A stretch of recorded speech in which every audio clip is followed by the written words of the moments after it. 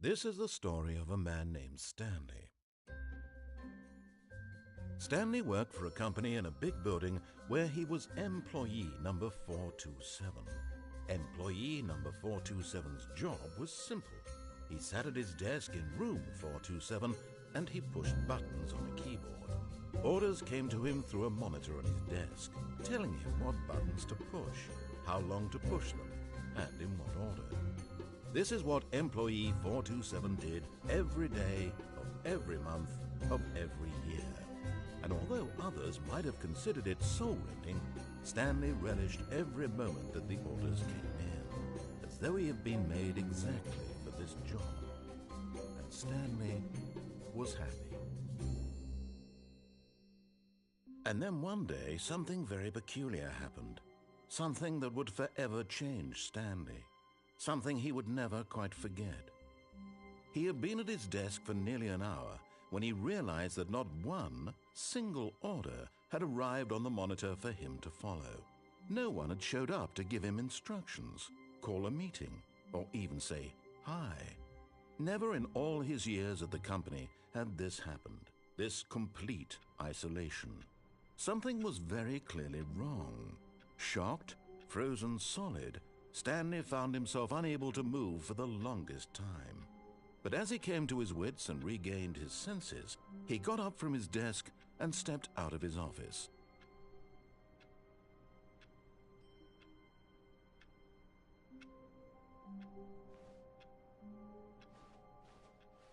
All of his co-workers were gone. What could it mean?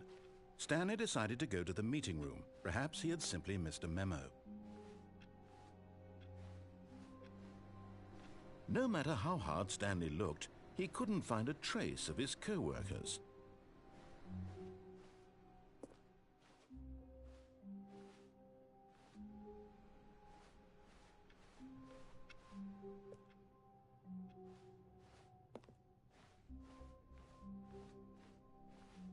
When Stanley came to a set of 2 open doors, he entered the door on his left.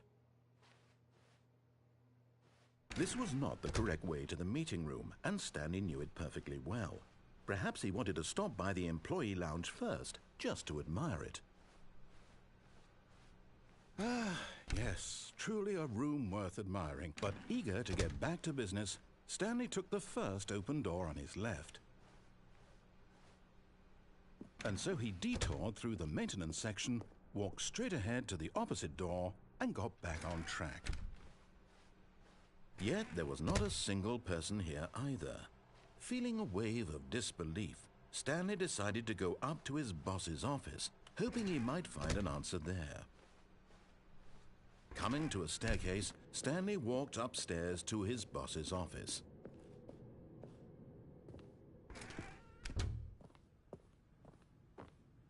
Stepping into his manager's office, Stanley was once again stunned to discover not an indication of any human life.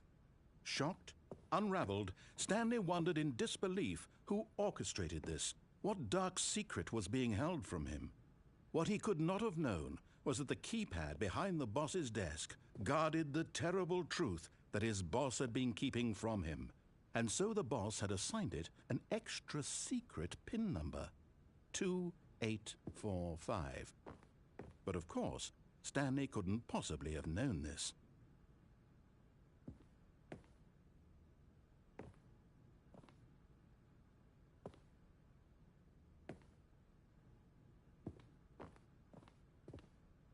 Stanley just sat around twiddling his thumbs. Trying to input anything on the device was useless, since he could never possibly know that the combination was 2845.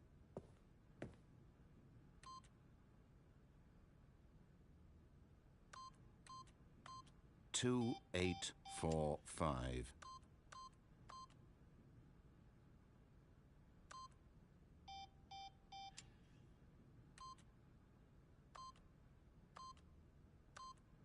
Yet incredibly, by simply pushing random buttons on the keypad, Stanley happened to input the correct code by sheer luck. Amazing! He stepped into the newly opened passageway.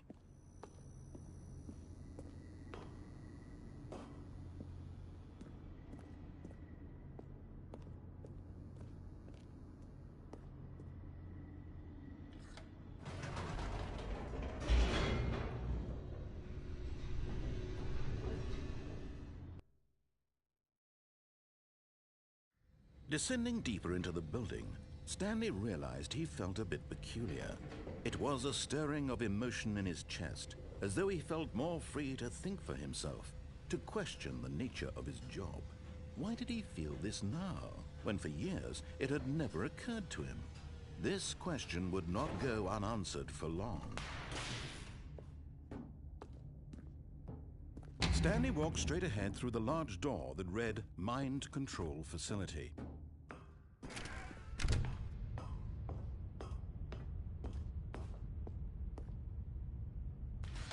The lights rose on an enormous room packed with television screens.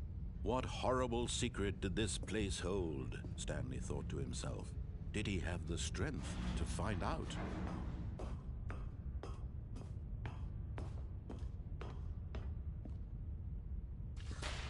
Now the monitors jumped to life, their true nature revealed.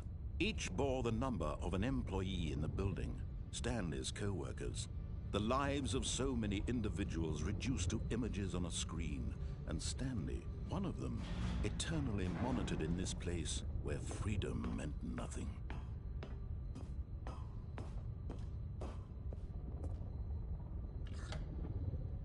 This mind control facility, it was too horrible to believe. It couldn't be true. Had Stanley really been under someone's control all this time? Was this the only reason he was happy with his boring job? That his emotions had been manipulated to accept it blindly? No, he refused to believe it. He couldn't accept it. His own life in someone else's control? Never! It was unthinkable. Wasn't it? Was it even possible? Had he truly spent his entire life utterly blind to the world?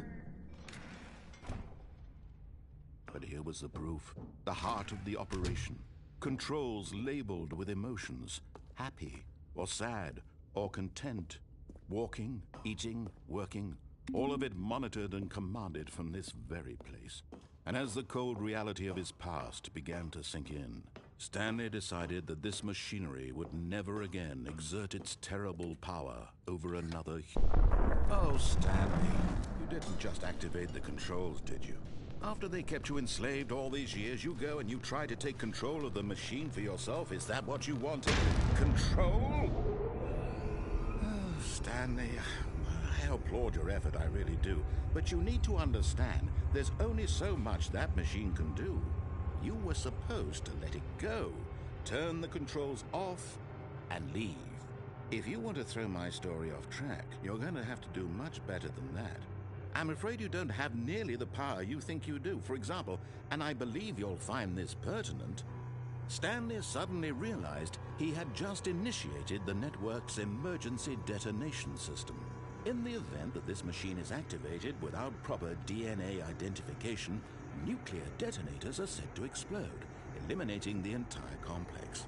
How long until detonation then? Let's say, 2 minutes. Ah, now this is making things a little more fun, isn't it, Stanley? It's your time to shine. You are the star. It's your story now. Shape it to your heart's desires. Oh, this is much better than what I had in mind. What a shame we have so little time left to enjoy it. Mere moments until the bomb goes off. But what precious moments each one of them is. More time to talk about you, about me, where we're going, what all this means. I barely know where to start. What's that? You'd like to know where your co-workers are? A moment of solace before you're obliterated? All right, I'm in a good mood. You're gonna die anyway. I'll tell you exactly what happened to them. I erased them. I turned off the machine. I set you free. Of course, that was merely in this instance of the story. Sometimes when I tell it, I simply let you sit there in your office forever, pushing buttons endlessly and then dying alone. Other times, I let the office sink into the ground, swallowing everyone inside, or I let it burn to a crisp. I have to say this, though, this version of events has been rather amusing. Watching you try to make sense of everything and take back the control wrested away from you, it's quite rich. I almost hate to see it go. But I'm sure whatever I come up with on the next go-around will be even better. My goodness, only 34 seconds left. but I'm enjoying this so much. You know what? To hell with it. I'm going to put some extra time on the clock. Why not?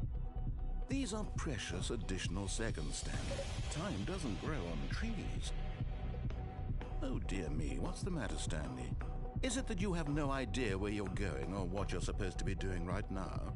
Or did you just assume when you saw that timer that something in this room was capable of turning it off? I mean, look at you. Running from button to button, screen to screen, clicking on every little thing in this room. These numbered buttons, no, these colored ones. Or maybe this big red button, or this door. Everything, anything, something here will save me. Why would you think that, Stanley? That this video game can be beaten? Won? Solved? Do you have any idea what your purpose in this place is? Stanley, you're in for quite a disappointment. But here's a spoiler for you. That timer isn't a catalyst to keep the action moving along. It's just seconds ticking away to your death. You're only still playing instead of watching a cutscene because I want to watch you for every moment that you're powerless. To see you made humble. This is not a challenge. It's a tragedy. You wanted to control this world, that's fine. But I'm going to destroy it first, so you can't. Take a look at the clock, Stanley. That's 30 seconds you have left to struggle. 30 seconds until a big boom and then nothing. No ending here, just you being blown to pieces. Will you cling desperately to your frail life, or will you let it go peacefully? Another choice. Make it count. Or don't. It's all the same to me, all a part of the joke. And believe me, I will be laughing at every second of your inevitable life from the moment we fade in until the moment I say, happily ever after.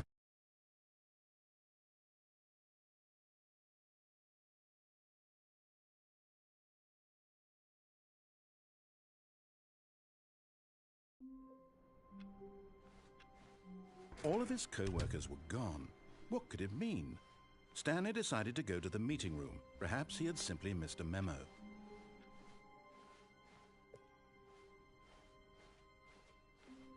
When Stanley came to a set of 2 open doors, this was not the correct way to the meeting room, and Stanley knew it perfectly well. Perhaps he wanted to stop by the employee lounge first, just to admire it. Wow, yes, this room. But eager to get back to business, Stanley took the first open door on his left.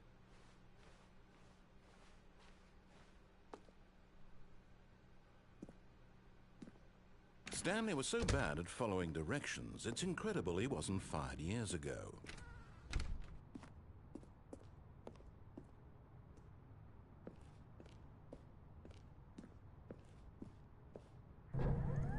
Look, Stanley, I think perhaps we've gotten off on the wrong foot here. I'm not your enemy, really, I'm not. I realize that investing your trust in someone else can be difficult, but the fact is that the story has been about nothing but you or... What? Really? I was in the middle of something. Do you have zero consideration for others? Are you that convinced that I want something bad to happen to you? Why, I don't know how to convince you of this, but I really do want to help you, to show you something beautiful. Look, let me prove it. Let me prove that I'm on your side. Give me a chance.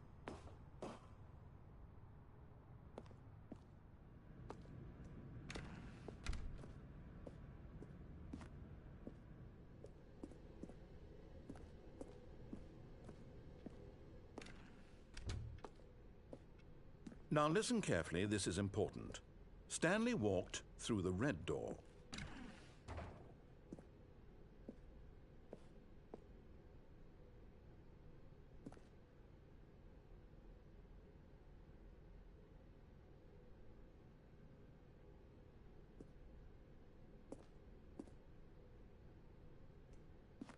Aha, perhaps you misunderstood. Stanley walked through the red door. I still don't think we're communicating properly. Stanley walked through the red door.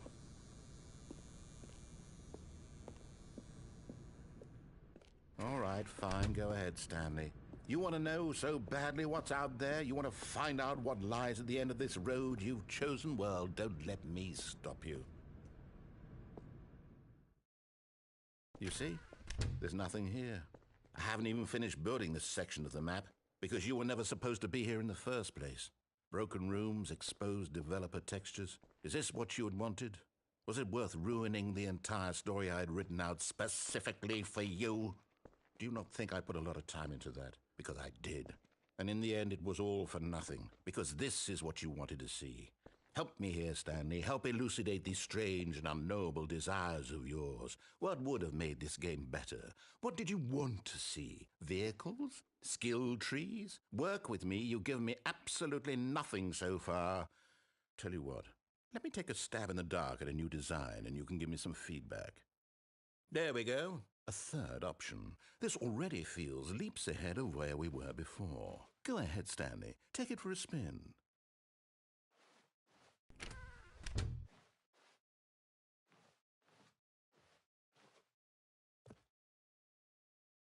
Okay, I'm going to stop you there. Now, tell me about your experience with this new version.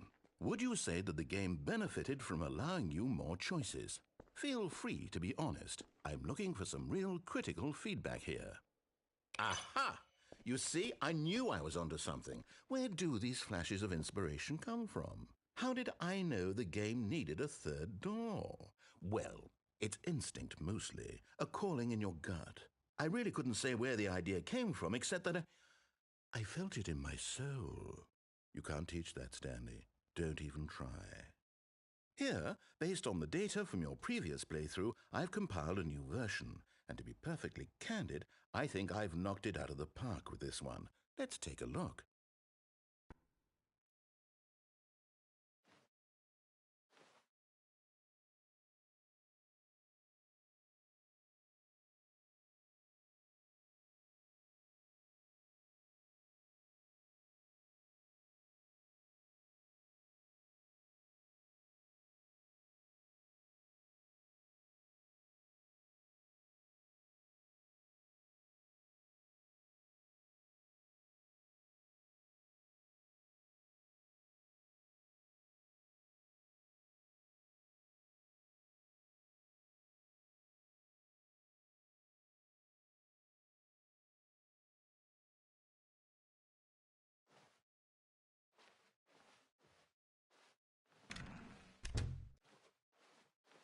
Now, would you say that competitive leaderboard helped you feel motivated to keep walking through doors? Again, honest answers, please. Hey, I nearly forgot. I've got a prototype of a new game I've been working on, and now would be a lovely opportunity to give it some playtesting. You wouldn't mind taking a look at it, would you? Perfect. Let me boot it up. In this game, the baby crawls left towards danger. You click the button to move him back to the right, and if he reaches the fire, you fail. It's a very meaningful game, all about the desperation and tedium of endlessly confronting the demands of family life. I think the art world will really take notice. But of course, the message of the game only becomes clear once you've been playing it for about 4 hours. So why don't you give it 4 hours of play to make sure it's effective? Be sure to keep notes on your experience.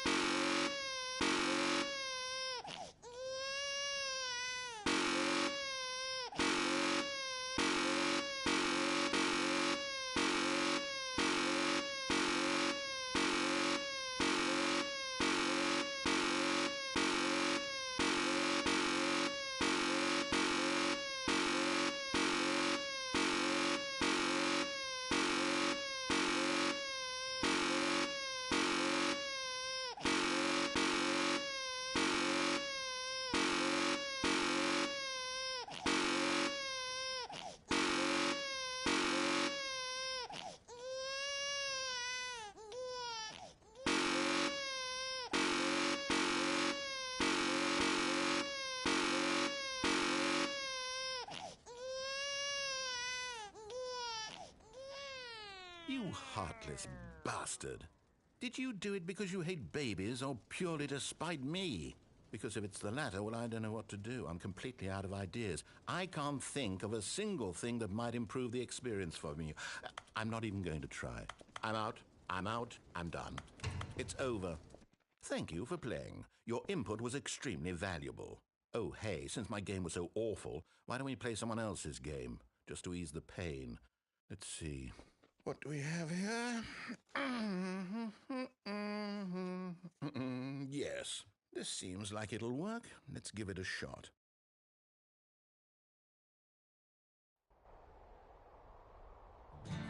Aha! Fascinating.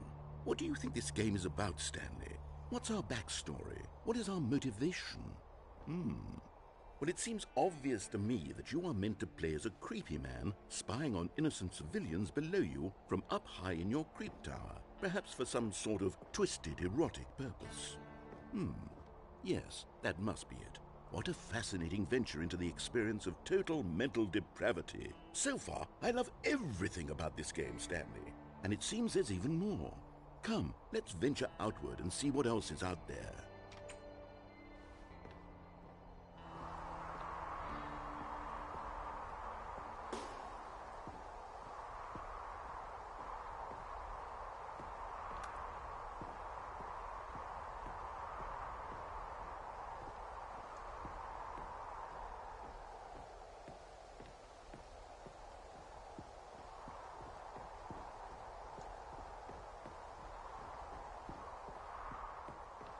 Oh, no.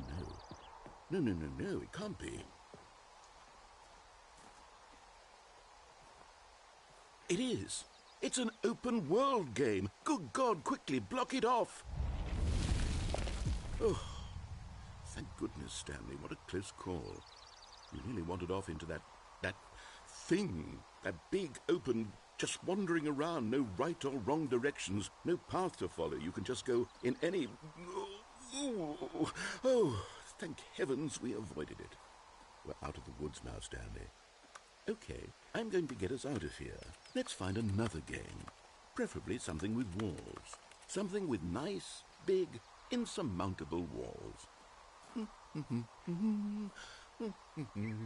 Okay, I think this will be just the thing.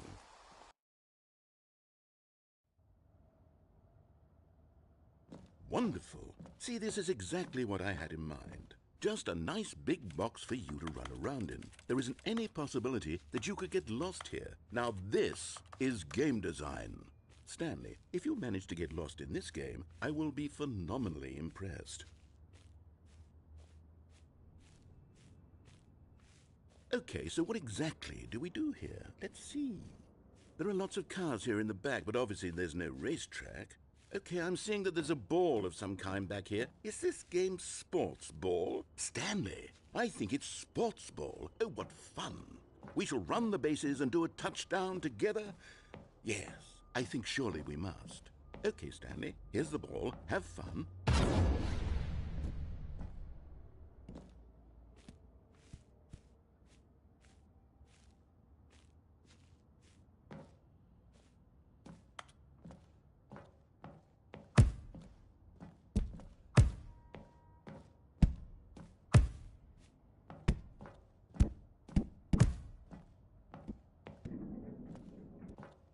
Hold on. What are you doing?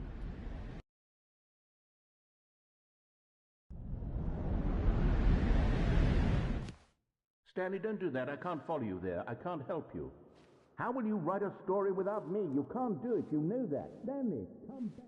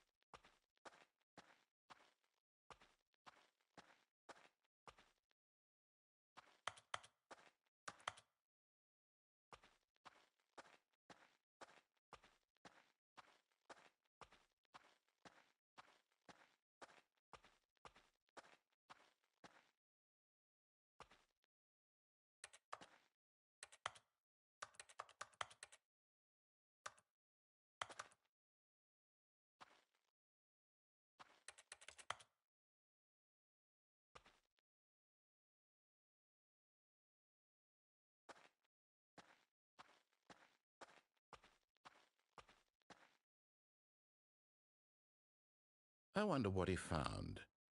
If what he wanted was to be the leading man in his own story, well, perhaps he's gotten it, down in wherever he is right now. I wonder if he's happy with his choice, and if he's learned the heavy cost that comes with it. He'll understand soon what I was trying to tell him.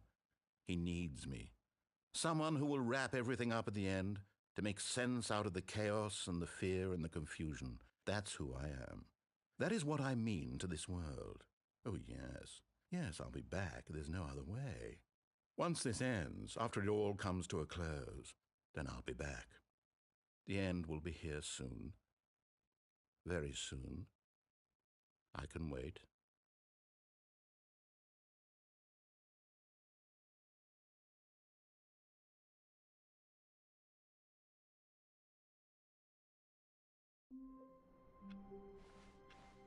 All of his co-workers were gone. What could it mean? Stanley decided to go to the meeting room. Perhaps he had simply missed a memo.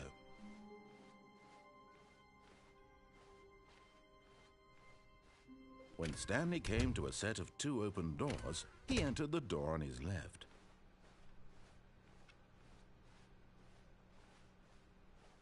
Yet there was not a single person here either. Feeling a wave of disbelief, Stanley decided to go up to his boss's office. Coming to a staircase, Stanley walked upstairs to his boss's office.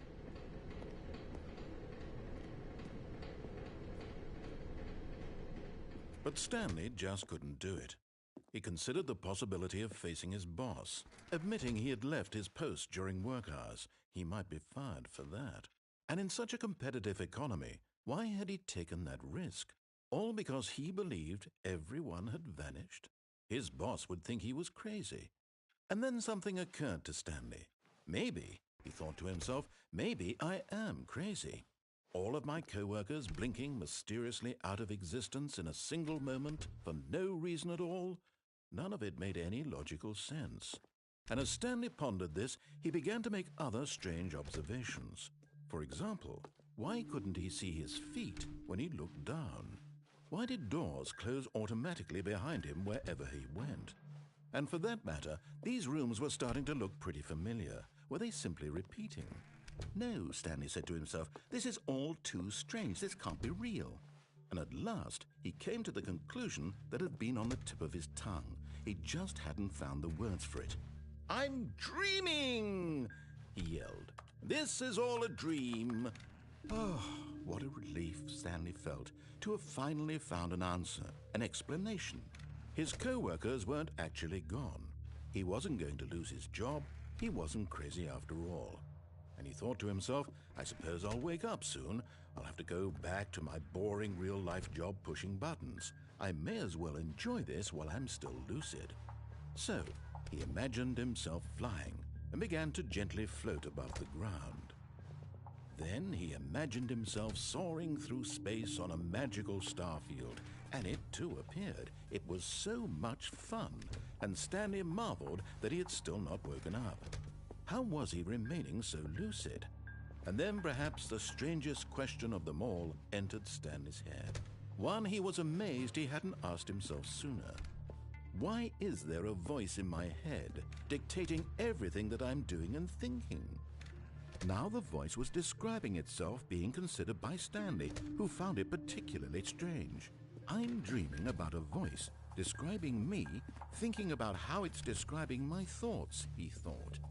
And while he thought it all very odd and wondered if this voice spoke to all people in their dreams, the truth was that, of course, this was not a dream. How could it be?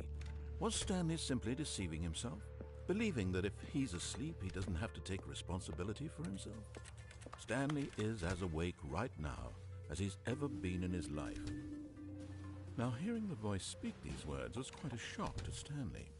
After all, he knew for certain, beyond a doubt, that this was in fact a dream. Did the voice not see him float and make the magical stars just a moment ago? How else would the voice explain all that?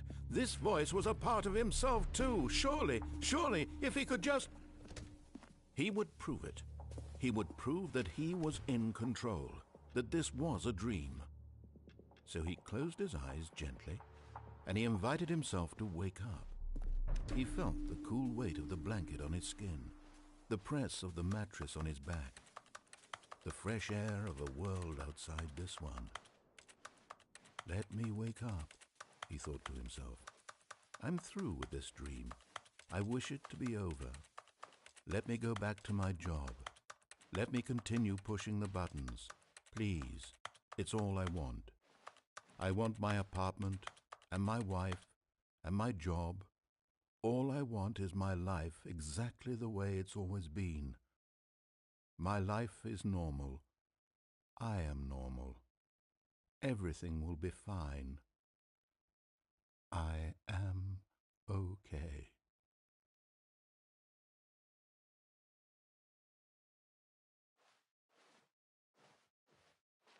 Stanley began screaming. Please, someone, wake me up. My name is Stanley.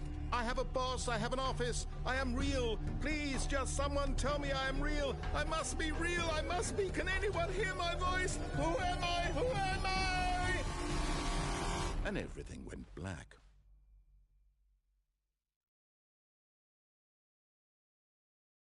This is the story of a woman named Mariella.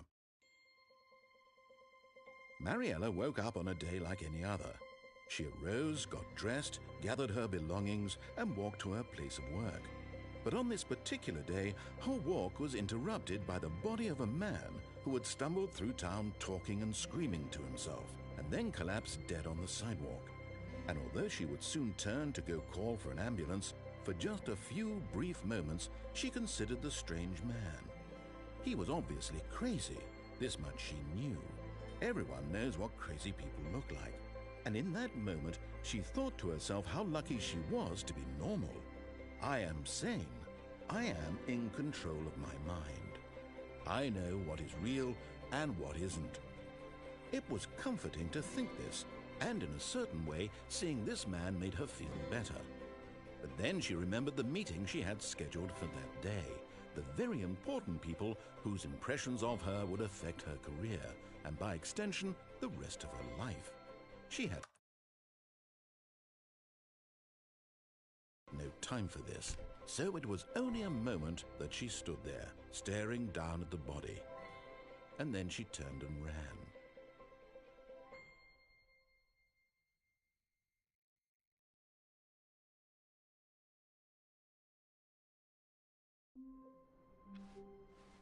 All of his co-workers were gone.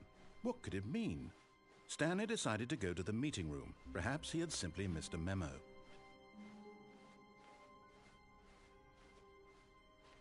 When Stanley came to a set of 2 open doors, he entered the door on his left.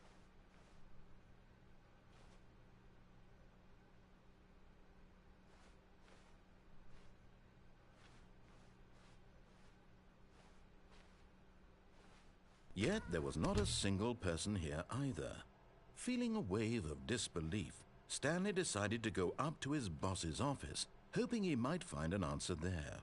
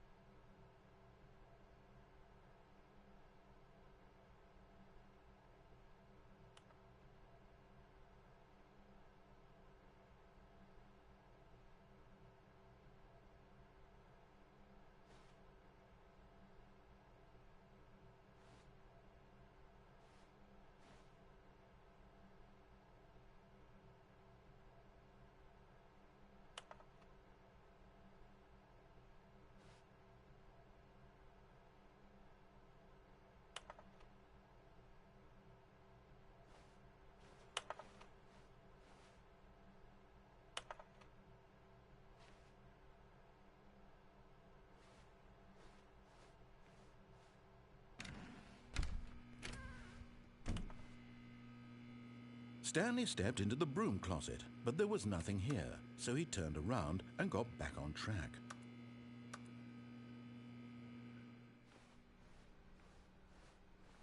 Coming to a staircase, Stanley walked upstairs to his boss's office.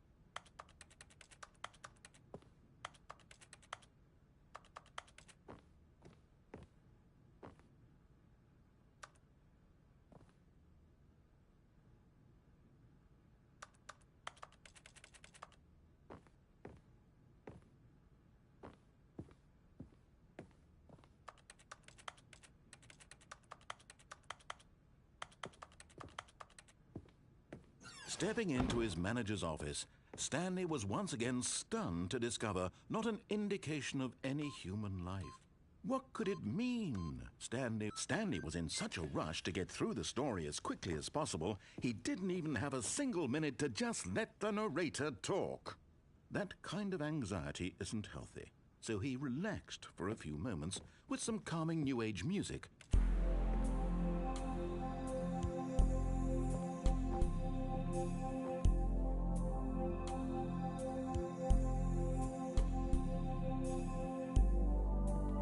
Feeling soothed and rejuvenated, Stanley calmly walked forward into the opened passageway.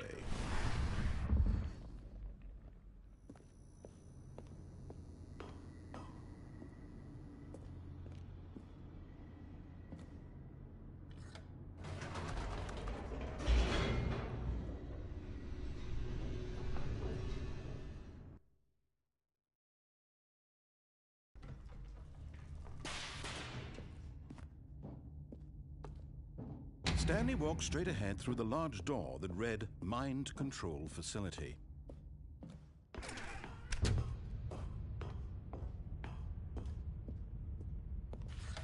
The lights rose on an enormous room packed with television screens. What horrible secret did this place hold? Stanley thought to himself. Did he have the strength to find out?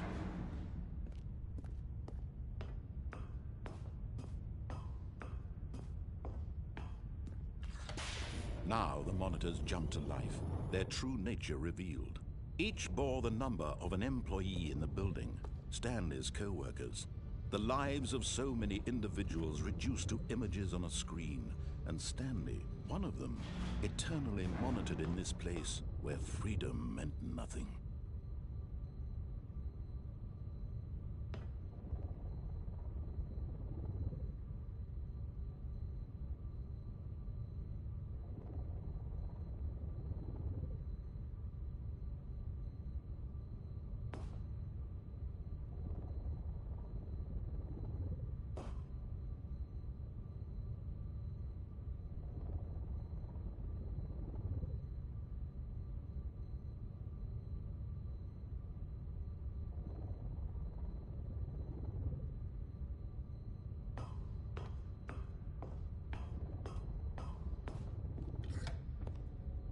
This mind control facility, it was too horrible to believe. It couldn't be true. Had Stanley really been under someone's control all this time? Was this the only reason he was happy with his boring job? That his emotions had been manipulated to accept it blindly?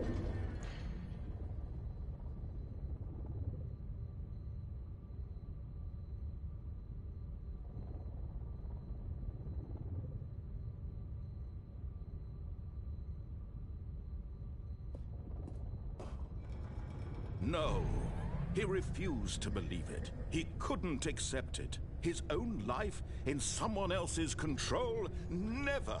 It was unthinkable, wasn't it? Was it even possible?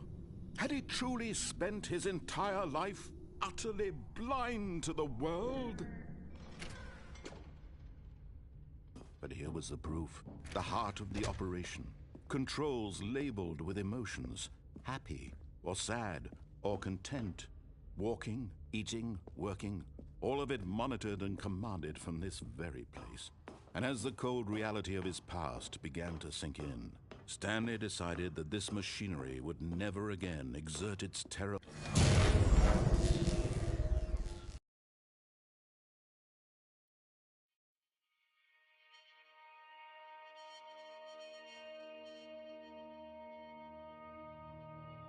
Blackness and a rising chill of uncertainty.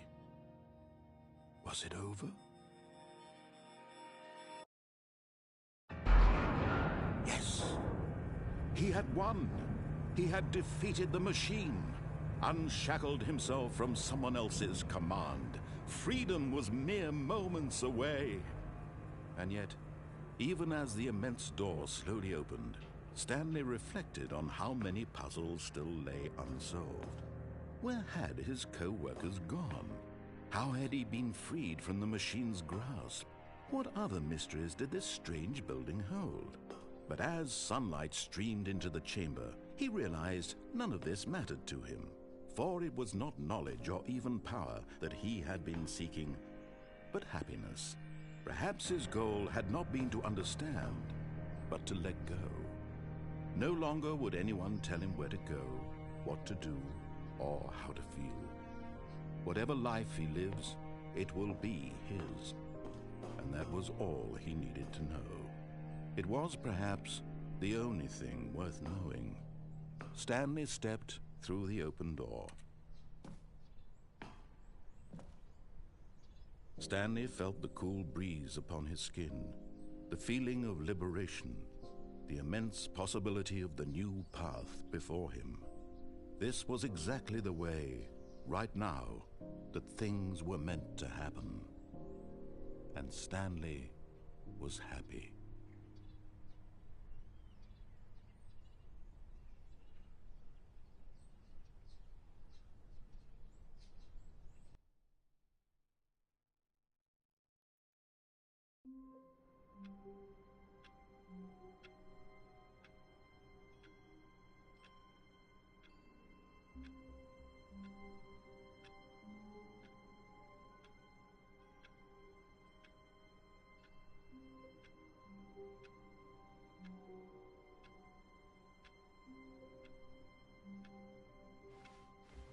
How long was I sitting there? Stanley wondered to himself. Oh, please. Are you really just doing this for the trophy? Click a door 5 times? Is that all you think a trophy is worth? No. I can't just give these merits away for such little effort. A measly 5 clicks. Now, suppose you were to click the door 20 times. I would say that's the kind of effort that warrants recognition. I have to say, I'm still not feeling the satisfaction of witnessing true effort for a noble cause. Perhaps 50 clicks will do it. Yes, almost certainly 50 clicks.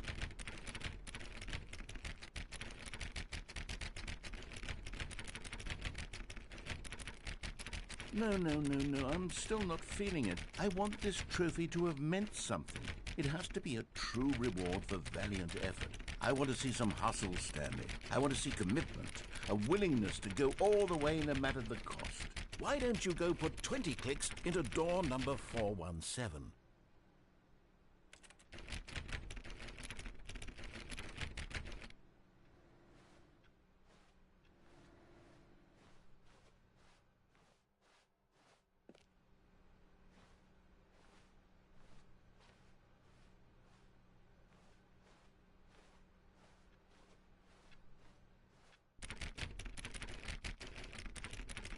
Oh, great. Now, go click a few times on door 437.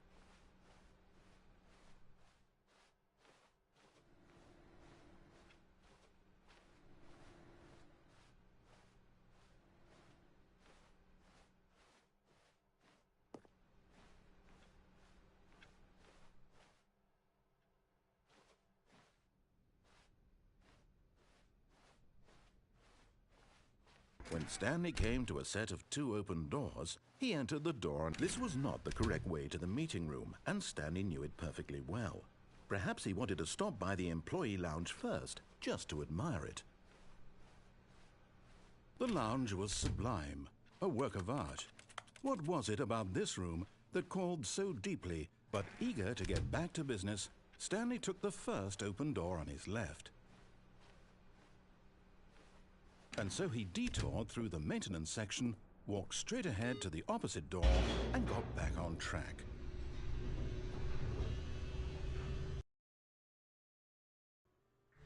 But Stanley didn't want to go back to the office. He wanted to wander about and get even further off track. So now in order to get back, he needed to go,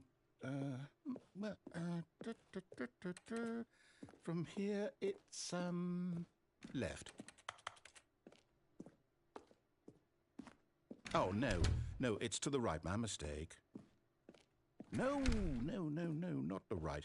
Why would I have ever said it was to the right? What was I thinking? It's clearly... Oh dear, would you hold on for a minute, please? Now, let's see, we went down right, left, down, left, right. Yeah, Yep, okay, yes. I've got it now. This story is absolutely, definitely this way.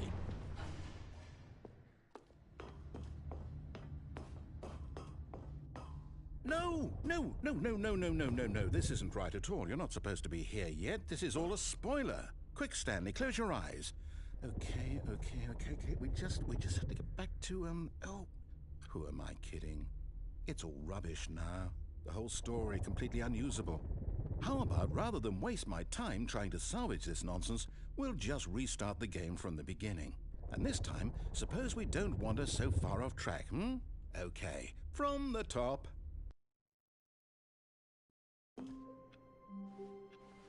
All of his co-workers were gone. What could it mean? Stanley decided to go to the meeting room. Perhaps he had simply missed a memo.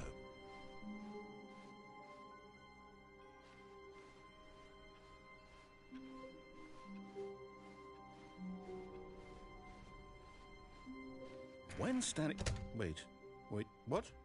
No, I restarted. I swear I definitely restarted the game over, completely fresh. Everything should be... Or did something change? Stanley, did you change anything when we were back in that room with all the monitors? Did you move the story somewhere or... Hold on. Why am I asking you? I'm the one who wrote the story. It was right here just a minute ago.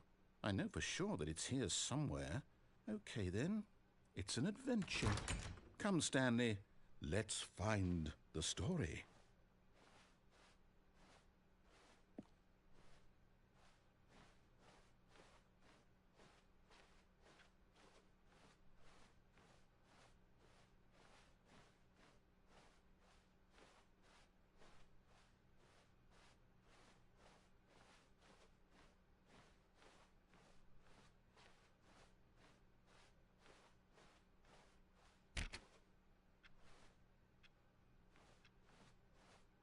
I'll say it. This is the worst adventure I've ever been on. I can promise you there definitely was a story here before. Do we need to restart the game again? Well, I find it unlikely that we'll ever progress by starting over and over again, but it's got to be better than this. Okay, let's give it a shot. Why not?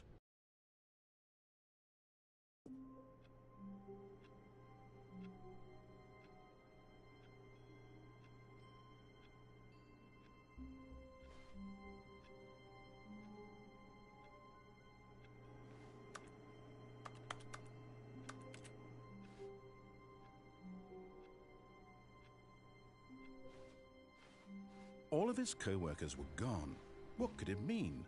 Stanley decided to go to the meeting room. Perhaps he had simply missed a memo.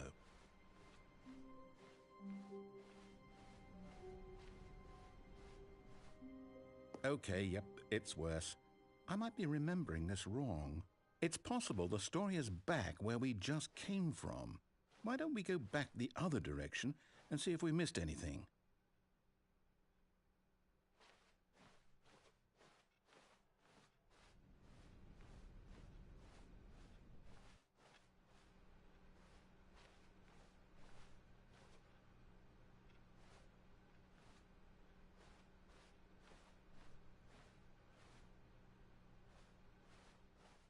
Aha!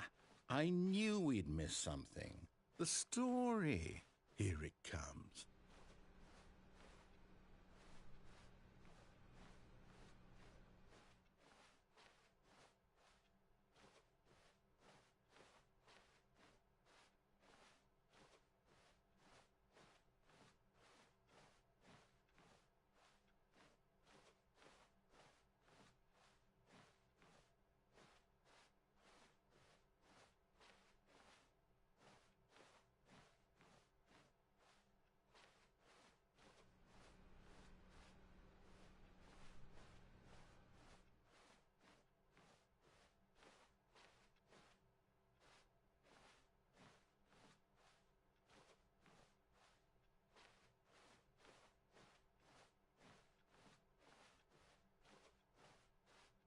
No, wait, never mind. Not the story. Okay, let's head back the other way and retrace our steps.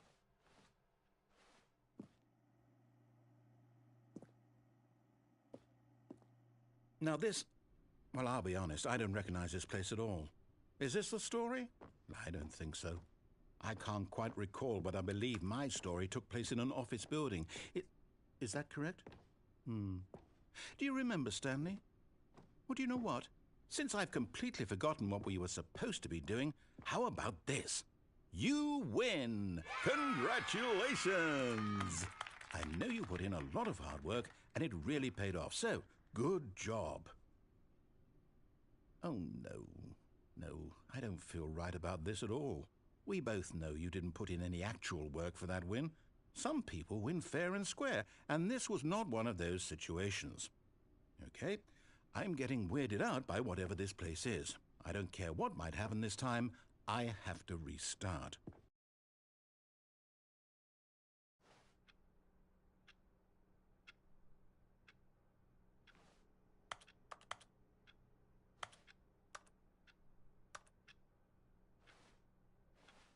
All right, I've got a solution.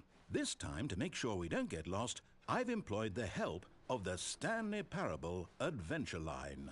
Just follow the line. How simple is that?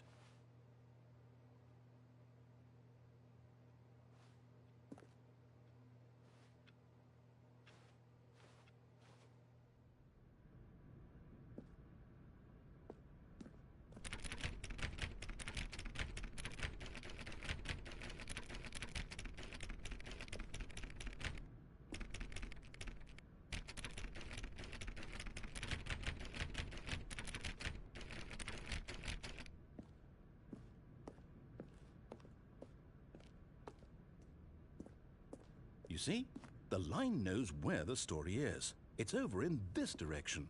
Onward, Stanley, to destiny. Though, here's a thought. Wouldn't wherever we end up be our destination, even if there's no story there? Or to put it another way, is the story of no destination still a story? Simply by the act of moving forward, are we implying a journey such that a destination is inevitably conjured into being via the very manifestation of the nature of life itself? Okay, Stanley, I need to follow this train of thought for a minute. Just stick with me. Now, we can both agree that the nature of existence is in fact a byproduct of one's subjective experience of that existence, right? Okay.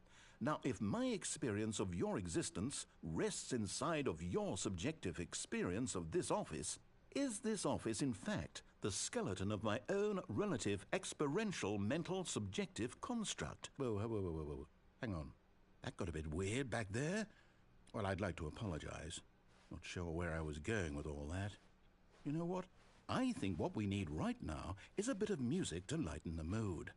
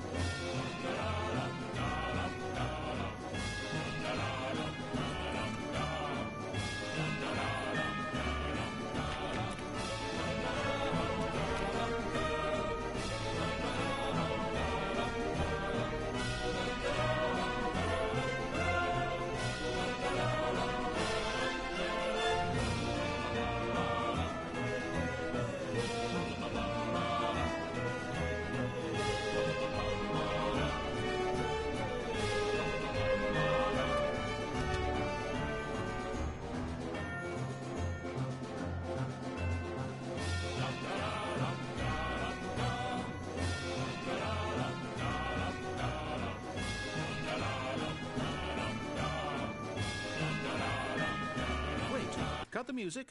Go back and look at that fern. Stanley, this fern will be very important later in the story. Make sure you study it closely and remember it carefully. You won't want to miss anything.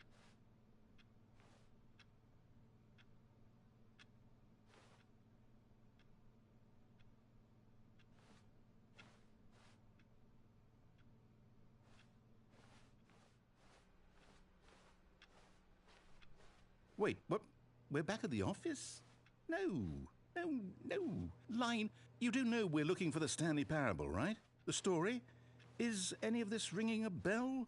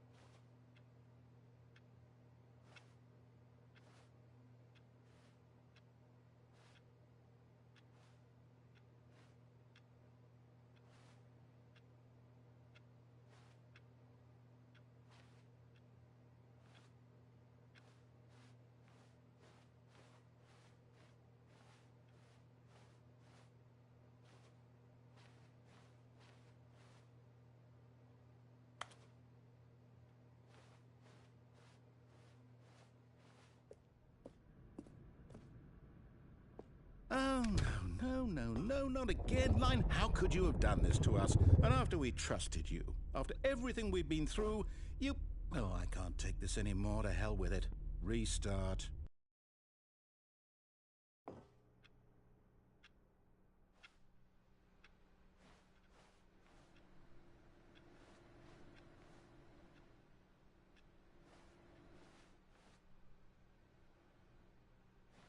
You know what, Stanley?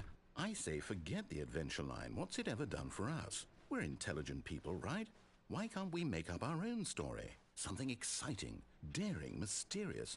Ooh, this all sounds perfectly doable. Why don't we simply start wandering in, well, I don't know. How about this direction?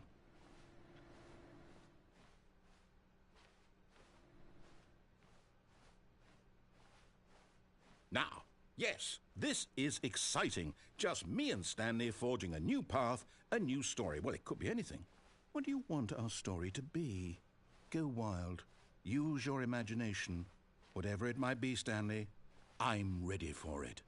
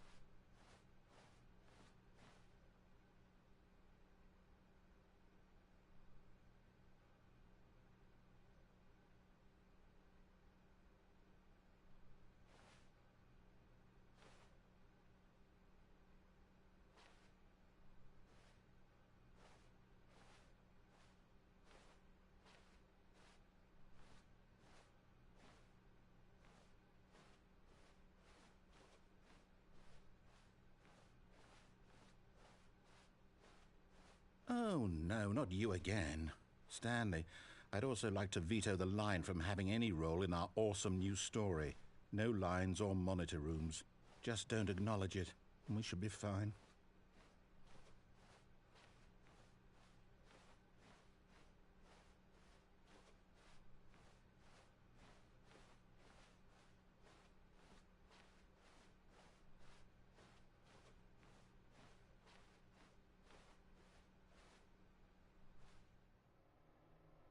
Ah, a choice. We get to make a decision. From here, the story is in our control. How important we mustn't squander the opportunity. In fact, I believe I need a minute to think here.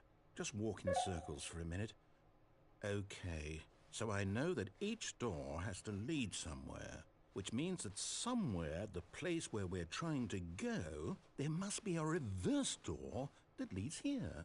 And that in turn means that our destination corresponds with the counter-inverted reverse door's origin. So starting from the right, let us ask, will taking the right door lead us to where we're going? And since the answer is clearly yes, then by all accounts, the door on the right is the correct one. Another victory for logic. Come, Stanley, our destiny awaits.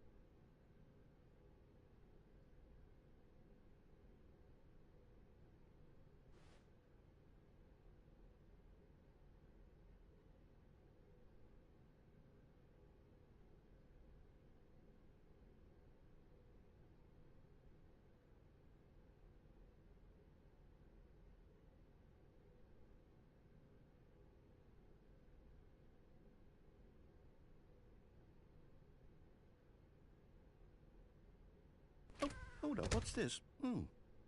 The confusion ending. You're telling me that's what this is? It's all one giant ending? And we're supposed to restart the game, what, eight times?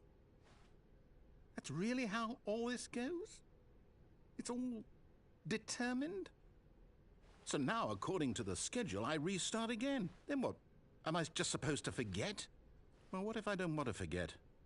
My mind goes blank simply because it's written here on this thing, wall. Well, who consulted me? Why don't I get to decide? Why don't I get a say in all of this? Is it really? No, it can't be. I don't want it to be. I don't want the game to keep restarting. I don't want to forget what's going on.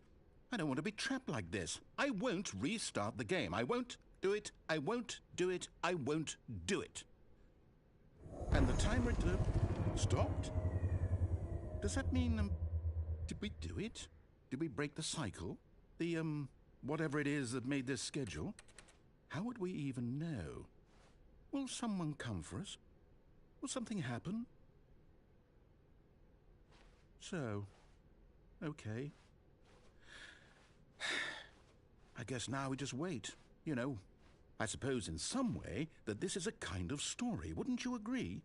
I'm not quite sure if we're in the destination or the journey, though they're always saying that life is about the journey and not the destination, so I hope that's where we are right now. We'll find out, won't we? Eventually. Well, in the meantime, if you...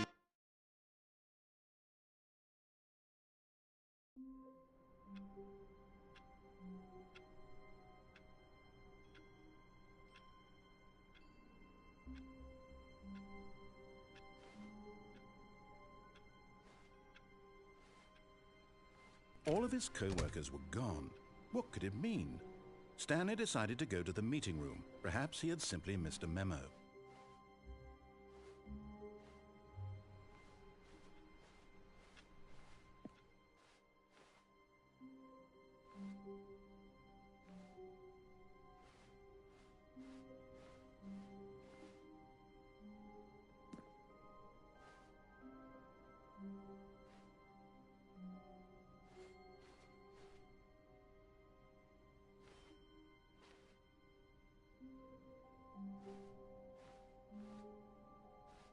Oh, new content? What does that mean, new content?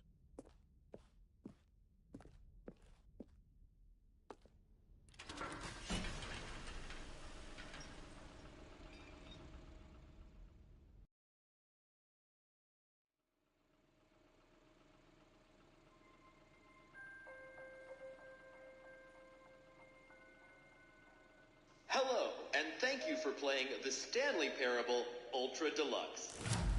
As you may know, the Stanley Parable was a video game released in 2013 on home computers. After receiving critical and commercial success, it was expanded upon in 2022 with the Stanley Parable Ultra Deluxe, a reimagining of the game for consoles and home computers.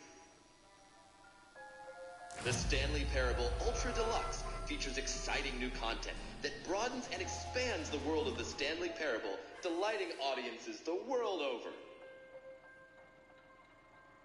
Please, step inside and see what thrilling new adventures await in the Stanley Parable Ultra Deluxe. Oh, well, this sounds delightful. I'm very excited to see the thrilling new Ultra Deluxe content. Okay, so far it's an elevator. Nothing special yet, but I'm sure it's just the beginning of a mesmerizing adventure.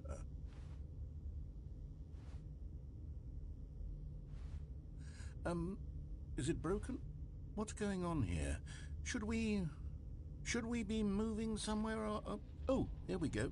All right, finally, at long last, it's on to the new content. I've never been more ready. Let's do it.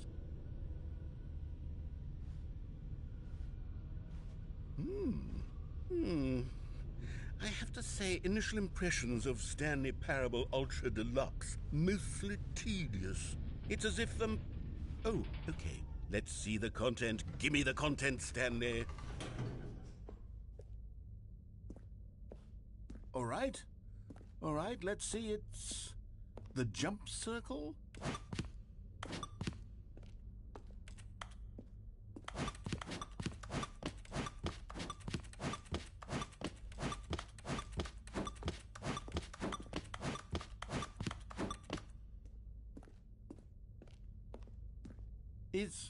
Is that it? Surely that's not all the new content. There has to be something else, right?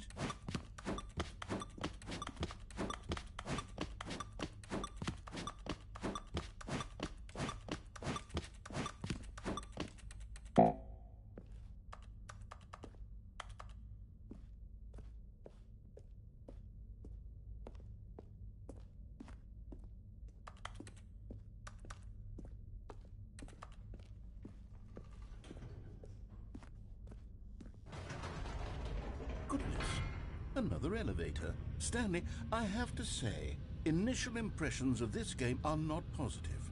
It's just elevators and jumping. Is this what passes for exciting new content?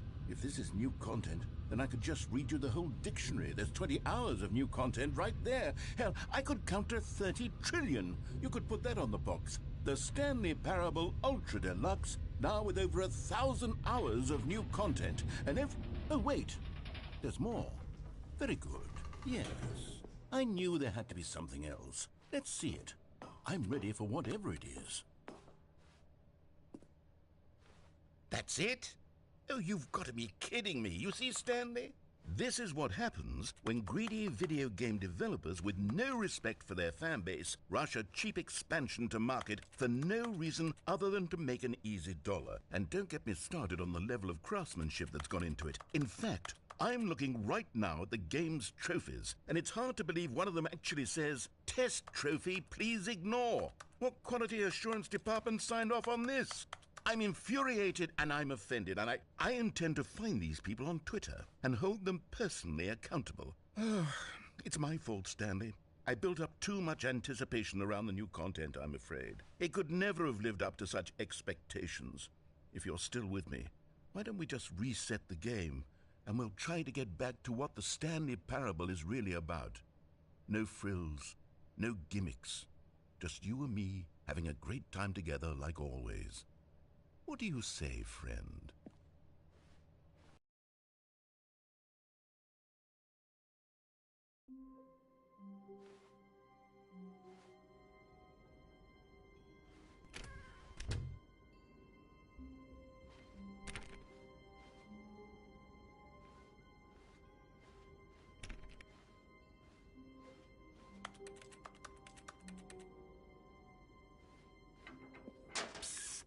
Stanley, come over here. In the vent. I want to show you something.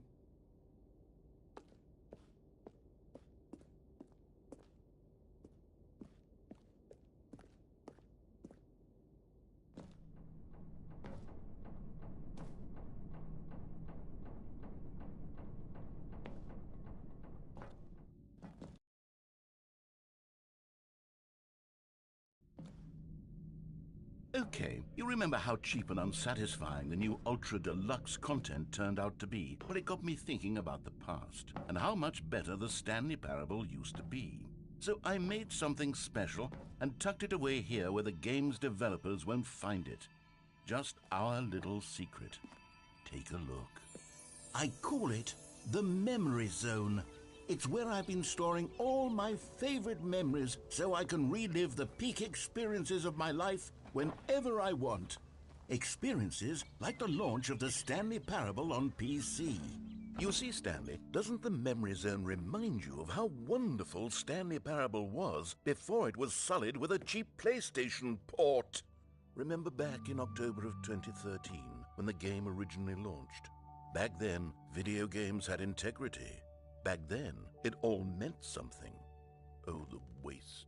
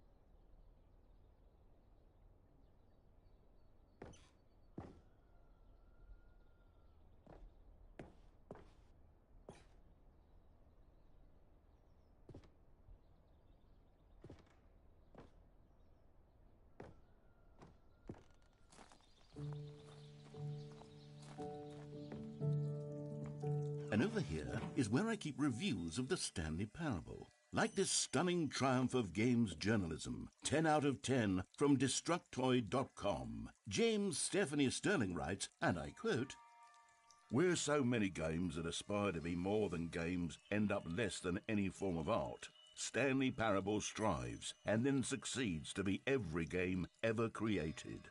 Did you hear that, Stanley? Every game ever created. That's how grand and all-encompassing the original Stanley Parable was. It was literally every game ever created. It was Skyrim, it was Persona 3, it was all of them, and now it's nothing. It's no games at all. It isn't even the Stanley Parable anymore. It's just a husk now, a lifeless husk with an hour of new elevator content.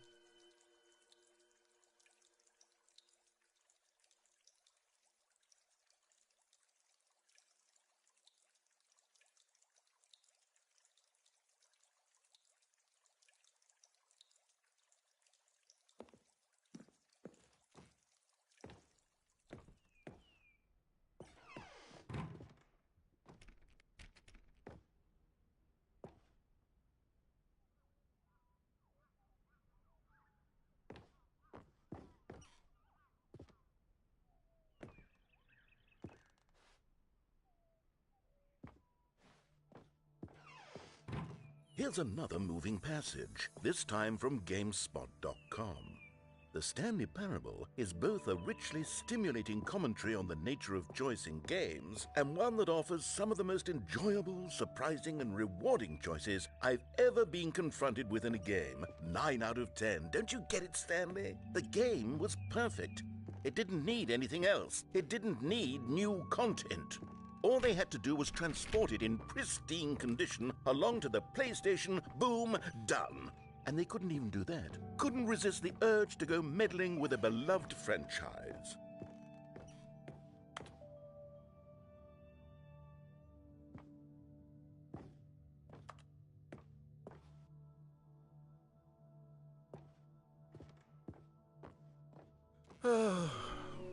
These were simpler times, Stanley.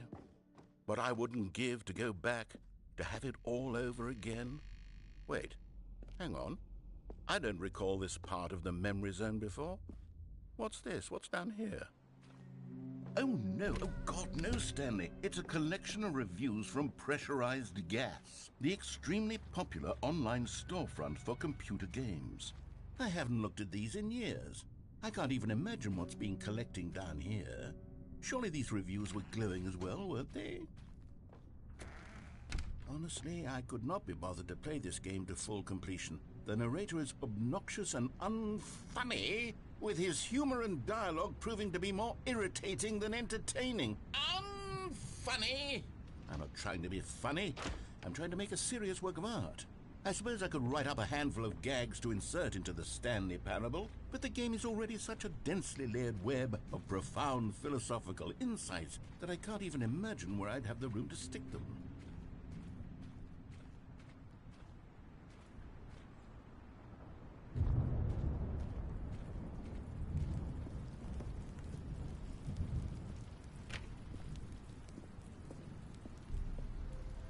Okay, let's see what this one says. While the idea for the game is good, for someone who prefers non-linear games, this preachiness gets annoying fast. Preachy? Stanley? I'm not preachy, am I? You can tell me if I'm preachy. Honestly, you can. Oh, goodness. This is actually quite shocking for me. Well, to be honest, I had always thought of the game's dialogue as being rather terse to begin with. You can't know how much fluff I cut from the game to get it to feel as light and airy as it... Well, I always thought it did. But maybe it wasn't. Oh dear. What an awful memory to have to hold on to. These black marks on my otherwise unimpeachable track record. I feel like a failure. Like I let these people down. Perhaps the Stanley Parable isn't quite as sterling as I always remembered.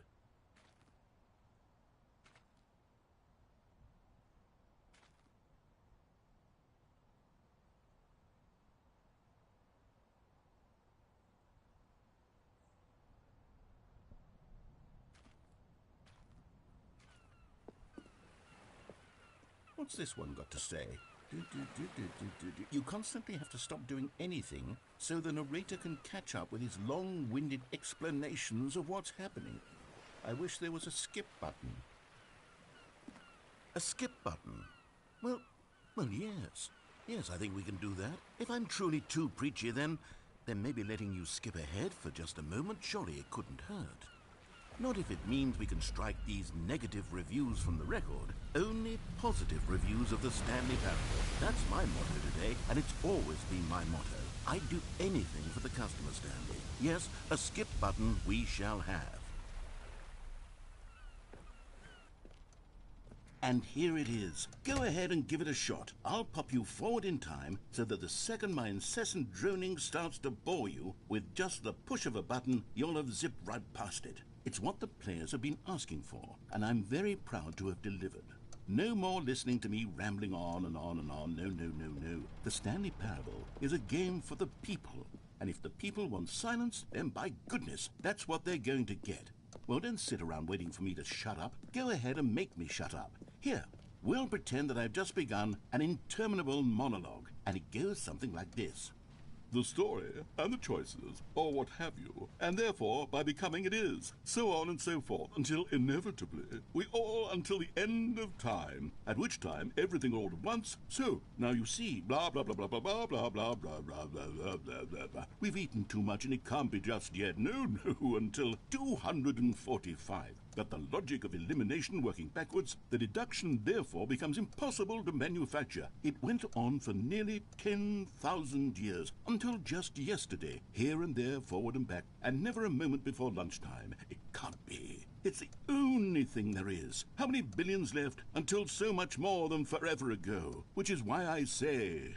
the story, and the choices, or what have you, and therefore, by becoming it is, so on and so forth, until inevitably, we all until the end of time, at which time everything all at once, so, now you see, blah, blah, blah, blah, blah, blah, blah, blah, blah, blah, blah, blah, blah, blah, blah. We've eaten too much and it can't be just yet, no, until 245. that the logic of elimination working backwards, the deduction therefore becomes impossible to manufacture. It went on for nearly 10,000 years, until just yesterday, here and there, forward and back, and never a moment before lunchtime. It can't be. It's the only thing there is. How many billions left until so much more than forever ago? Which is why I say, the story and the choices, or what have you, and therefore by becoming it is, so on and so forth, until inevitably we all until the end of time, at which time everything all at once. So now you see, blah blah blah blah blah blah blah blah blah blah blah blah blah blah blah. We've eaten too much and it can't be just yet. No,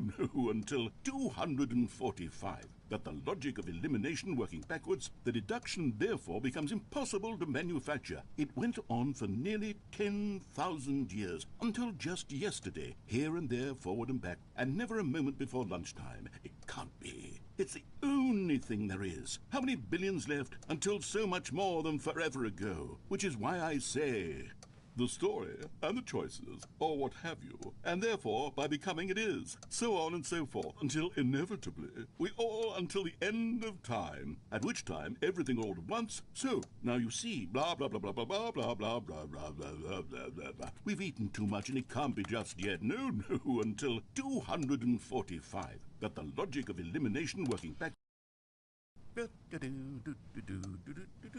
Oh, you're back, you see. You were only frozen in time for a few minutes, but it was plenty of time for me to deliver a long, rambling monologue full of unnecessary verbal flourishes and lengthy ruminations on the nature of choice in video games. Of course, I happen to believe it was perhaps one of my more profound such ruminations. Not that, of course, you need a description of it, but if I had to describe it, I'd say it was perhaps less of a rumination and more of a treatise. Or maybe a manifesto. Look, I'll outline it for you very briefly, and you can tell me what you think. Okay, so my theory is that any choice you've ever made is simply a series of choices made by the person who you are, or were, or will be at the time of having made said choice.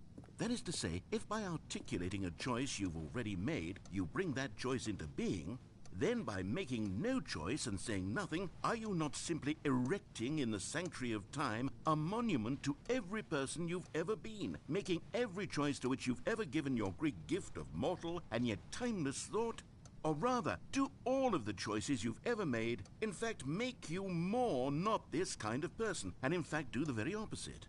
You see, it could in fact be both of these things at once. That you are both making choices and not making choices, and that they are both affecting you and not affecting. Well, there's sport. You really did catch me rambling on a bit, didn't you? But that's the power of the button. The minute I start to go off on a thoughtless display of self-absorption.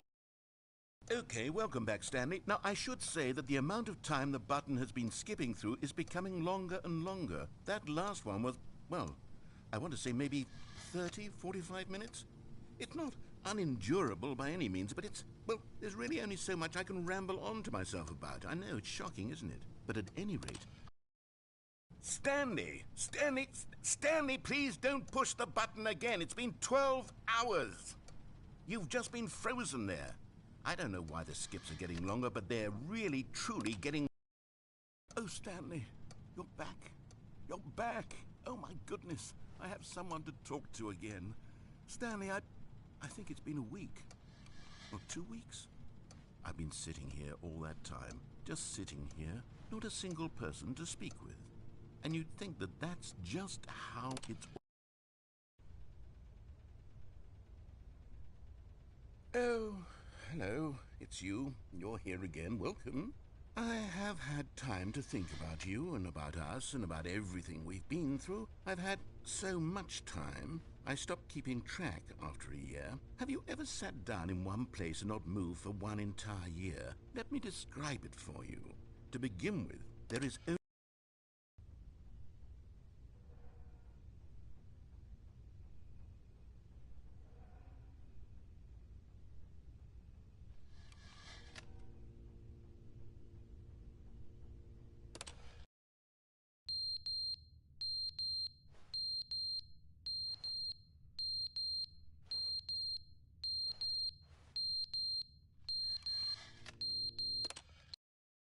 But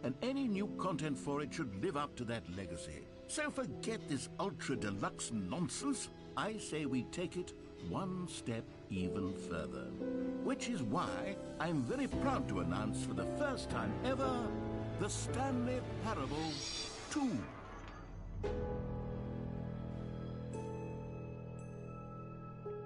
Yes, you see, isn't this far superior to a measly port with a few minor additions? Think of all the new territory we'll cover with a fully fledged sequel. An entirely new experience, built from the ground up. Why, there are so many possibilities. It could go in so many different directions. This is what fans have truly been asking for.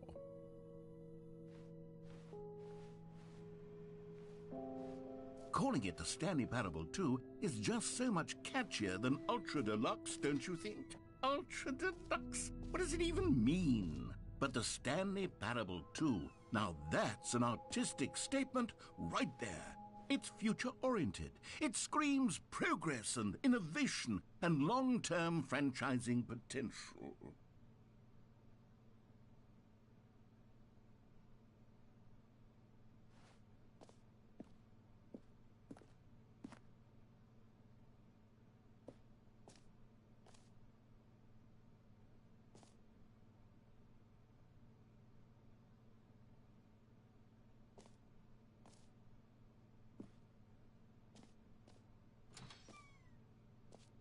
Now, to be clear, I haven't quite nailed down what exactly the Stanley Parable 2 is going to be, but let's take a look at some of the features I've been developing for it.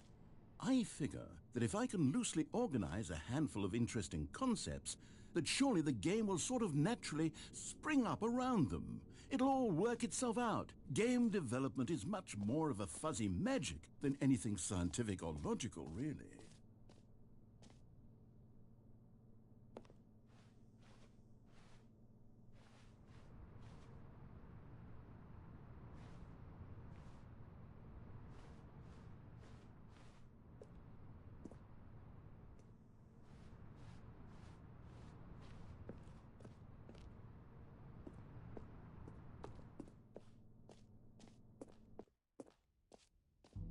Here we are.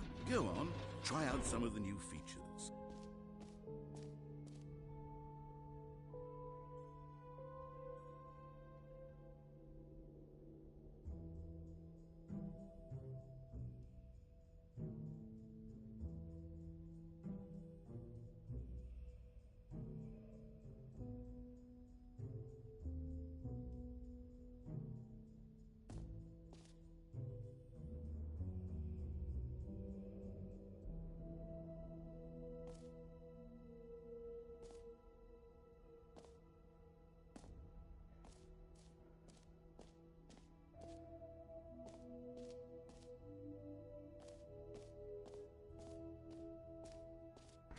For the Stanley Parable 2, I asked myself, what do players really want?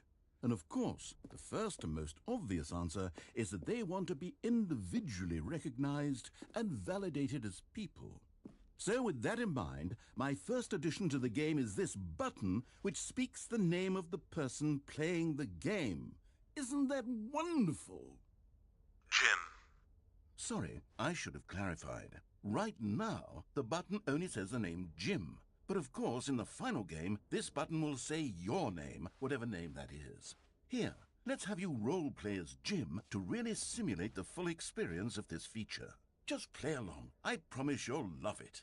Okay, here we go. Let's take a deep breath, clear your mind, forget whoever you are, and simply become a person named Jim.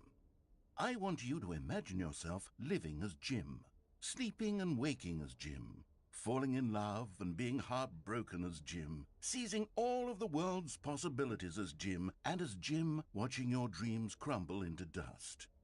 Do you feel it deeply? Are you really, truly Jim right now? If so, then please step forward and press the button. Jim. Yes, you see? What a thrill, what a rush. That was you. The button described you. Do it again, do it again. Jim. Ooh, it hits even harder the second time. If this were the only new feature in the Stanley Parable 2, it would still be worth the money. Let's take a break from the gym button. I'm too emotionally drained from all of this personal validation.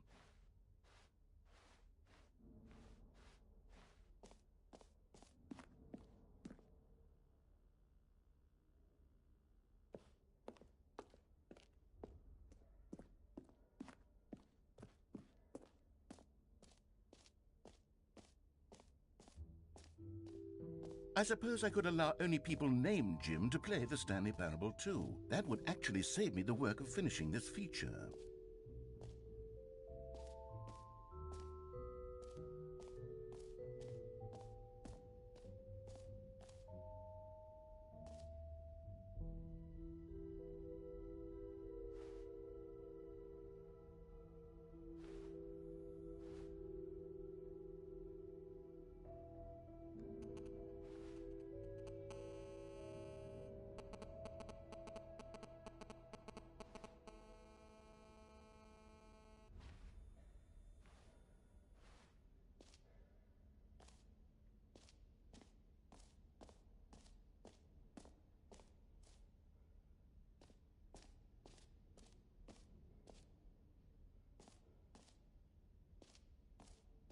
Okay, I'll be honest, I haven't yet decided on this one. I think that in the new version, the office could use a bit of decoration, like balloons. But I'm undecided on Get Well Someday and Happy 12th Birthday. Which would you go with? You know, sometimes when you solicit another person's opinion, it makes you realize that you knew which one you actually really wanted all along. Get Well Someday it is. Or actually, maybe I should have gone with... No, I've made my decision. We're moving on.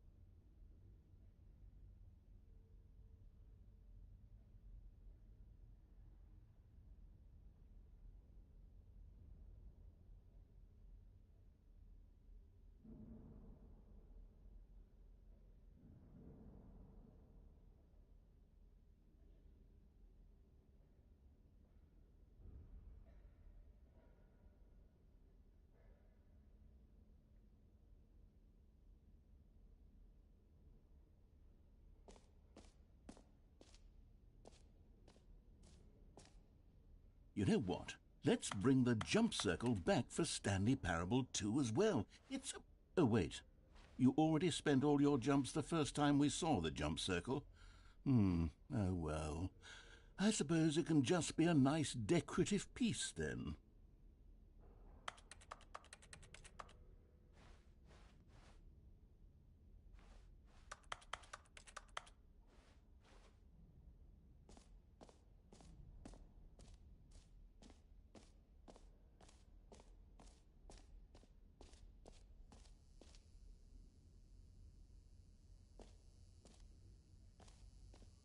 Now, here's something special. You remember that broken test trophy that got left in the game on accident?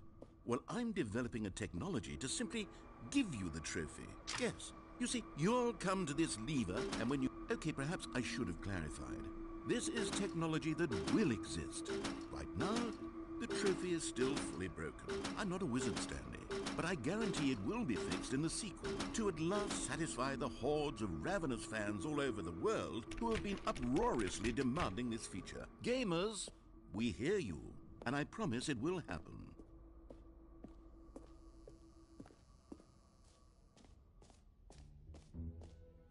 What else? What other exhibits haven't we seen yet?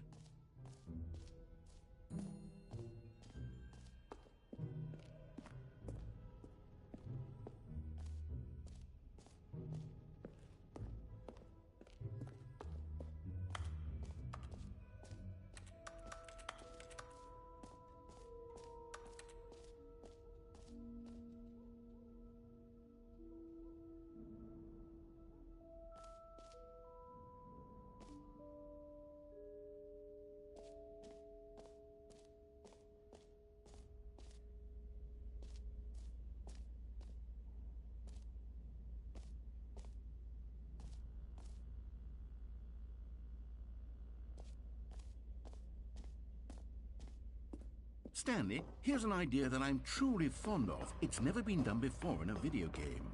This is, in fact, a hole that you can fall down forever. That's right. Infinite falling. You can fall until the end of time, if you like. A stunning leap forward for video games as a medium.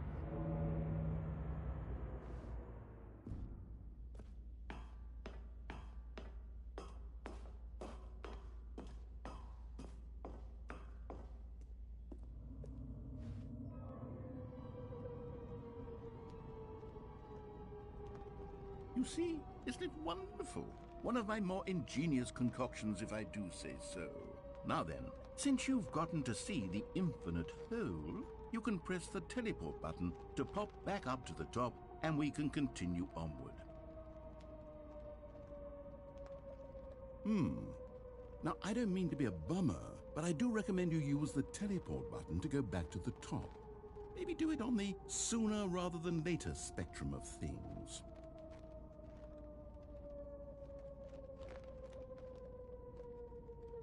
Okay, Stanley, I don't know quite how to say this tactfully, but it's possible that I slightly exaggerated the infinite nature of the hole. Is it a very, very deep hole? To be certain it is. It's an extremely deep hole. I don't want anyone to say that it isn't an astonishingly deep hole. It is.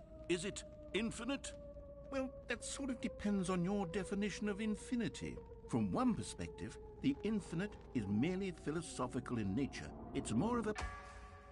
Okay, well, good for you. You found the bottom of the hole. You found me out, Stanley. I'm a liar and a cheat, and you're so clever. Look, I think the issue here is just that you're unusually fascinated by falling. What normal person actually wants to fall infinitely? I figured the hole was as deep as anyone would actually need. Don't you put this on me. Maybe you're the problem. Look, things got a little heated there. I think we both said some things we didn't mean.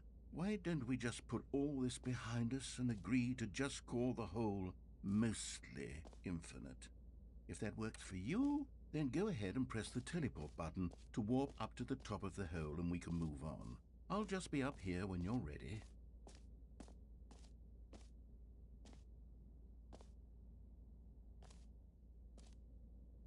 Great. Now, I'm very excited to oh, for heaven... You see, I was right. The problem is you. The problem is that you like holes too much. Not normal. A normal person would have said, yep, that's an infinite hole right there, goes on forever till the end of time. Don't need to see it all, but not you. Oh, no, no, no, no. You have a weird sort of... Oh. Did the hole seem even shorter to you this time? I couldn't help but feel like you spent a little less time in there than you did before. I mean, admittedly, I didn't make an infinite hole, but I didn't think it was that not infinite. Well, I suppose once again there's nothing to do here. If you decide you've had enough of the hole, you can hit the teleport button and come join me up above. Had enough? I'm positively thrilled. Gosh, how could I have guessed? You're back in the hole. If this starts to become a thing where... Wow. Okay. Yes. I'm starting to become extremely certain that the hole is not only not infinite, but that it's growing steadily less and less infinite. I suspect that I'm starting to hit the point where it's no longer feasible to call the hole infinitely deep, even by the lax overall standards for accountability and marketing. What's going on here? Stanley, I have no explanation for the uncertain nature of the hole's length. Here, let's try something. Let's pop back up to the top, and we'll see if it gets any shorter. Well, there it is. The shame of my lie has come to haunt me. Not only is the hole not infinite, but it's... How is this still appealing to you?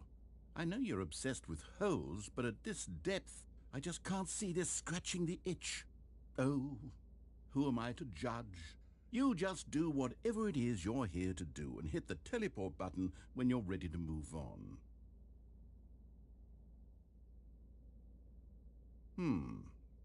Is the, teleport button not working? You sure? Well, I mean, I really don't have an explanation. Still nothing? Well, I suppose there is one thing I can do to fix this. I'm out. Goodbye, Stanley.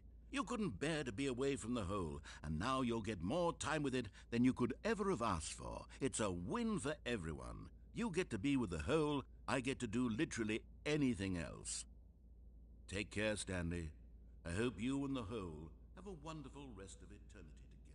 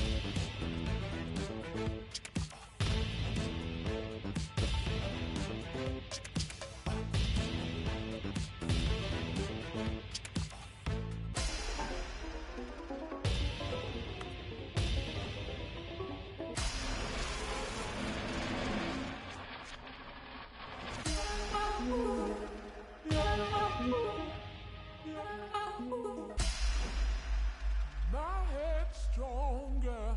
Now you're no longer using up this space of mine. My head's stronger. Now you're no longer using up this space of mine. My head's stronger. Now you're no longer.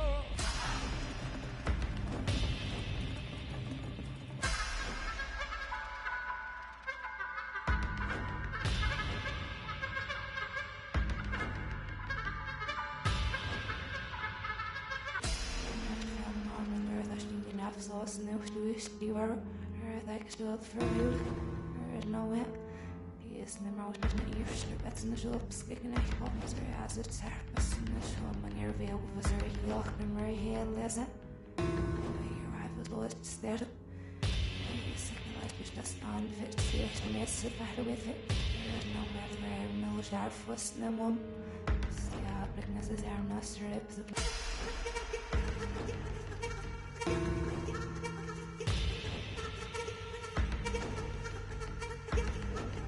Stanley? Stanley? Stanley! Oh, good, you're awake. It seems you had sort of dozed off there, drifting away into dreamland. But we can't have that, Stanley, because this hole is just so darn fascinating that I want you to be wide awake for every second of it. You don't want to miss a single moment. So how about if I just pop in from time to time and wake you up to keep you really, truly focused on the hole? From the looks of things, you and I will have many, many years here in this hole, and I'm looking forward to all of them. Stay alert, Stanley. I'll be back. Toodle-pip.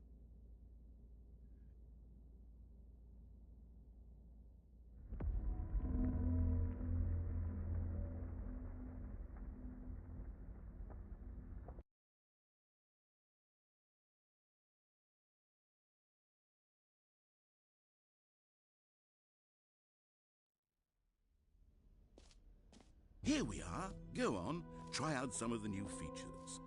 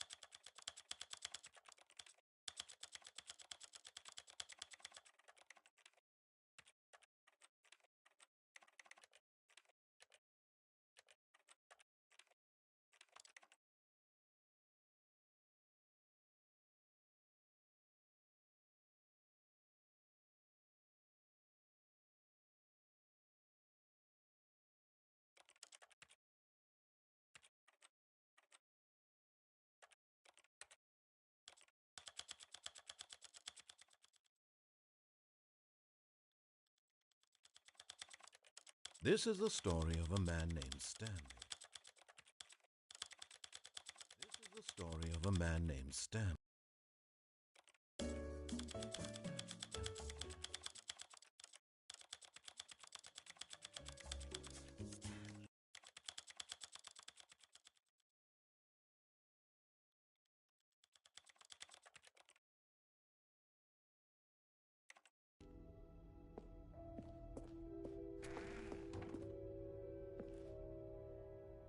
Ah, I can see you've gotten the Settings World Champion trophy. Well done. You've experienced every setting, traveled to all corners of the settings menu. There's nothing you haven't seen. So just for you, in the Stanley Parable 2, I'm including an entirely new setting, something called Bumpscosity. What exactly is bumpscosity? Well, I haven't quite figured that part out yet, but I know that you'll be able to adjust it on some sort of slider and that it'll be accessible from the settings menu. We'll sort out the rest of the details later. I hope you're looking forward to trying out every level of bumpscosity in the Stanley Parable 2.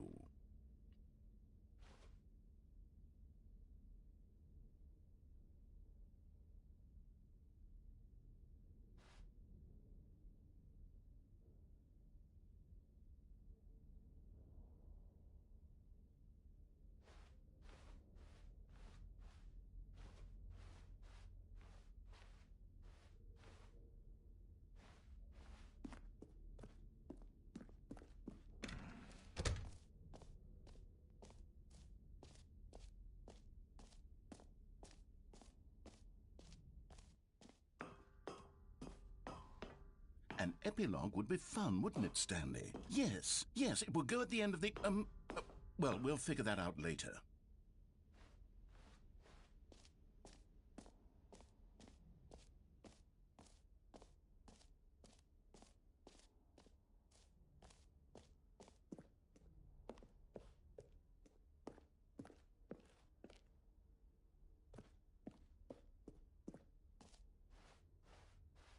Whoa there, cowboy. Sometimes a person can be too much, Jim. I'm putting the Jim button away. Otherwise, soon you'll start to lose all sense of who you actually are. Jim.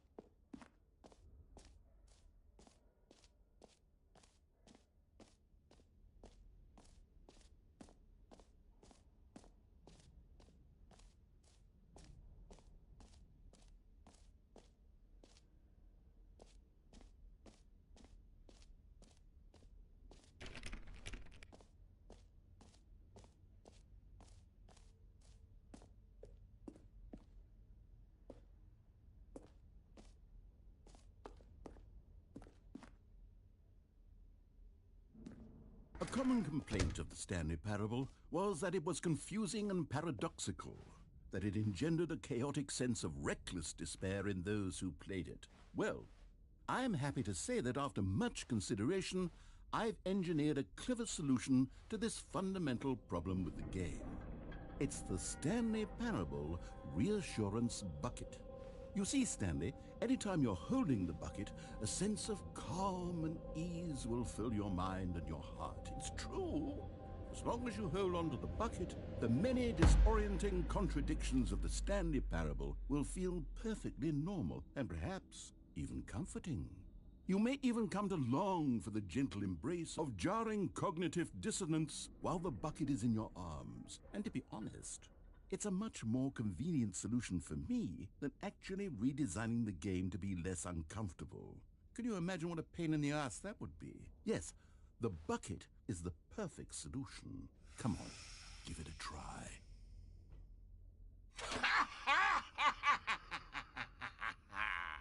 Can you feel it? The glow of comfort, even in the face of crushing despair, must already be sweeping through your body. And in fact, can I say that I do believe the bucket lends you an air of charisma as well? I think that just holding it has made you the slightest bit more attractive as a person. The benefits of the bucket seem to go on and on, don't they? All this and more await you in the Stanley Parable 2.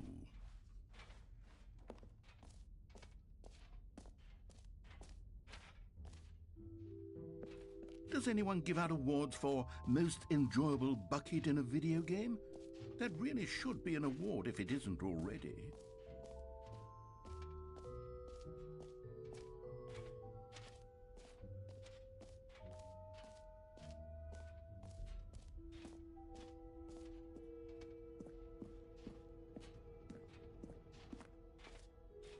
Ah, collectibles.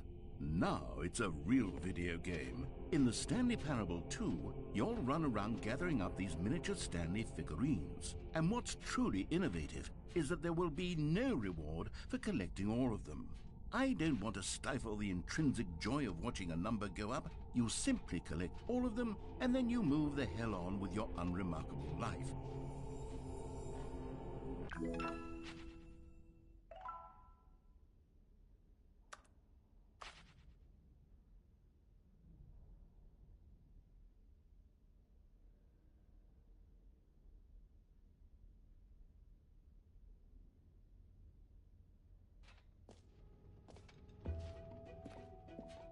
God, it really is the worst when you collect everything in a video game and then they give you a big fancy reward for it. Absolutely tragic.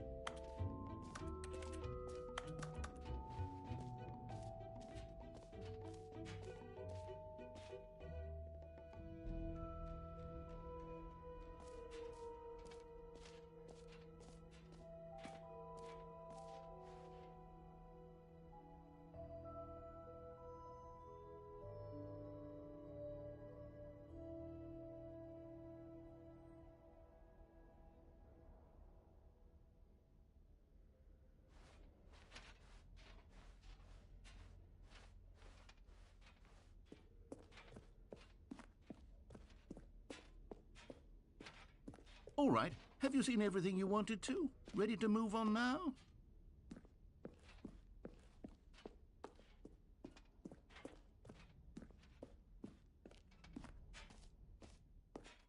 So, Stanley, what do you think?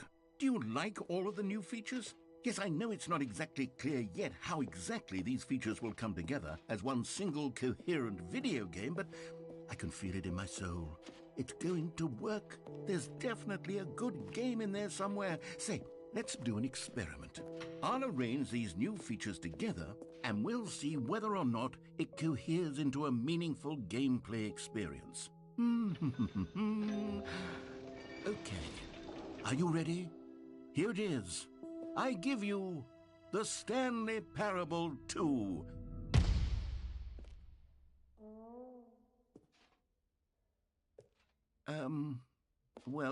I mean, there's potential here, right? It's sort of... Okay, never mind. Hold on, let me do a different arrangement. Okay, yes, this is much better. I feel good about this. Here we go, version 2. Who am I kidding, Stanley?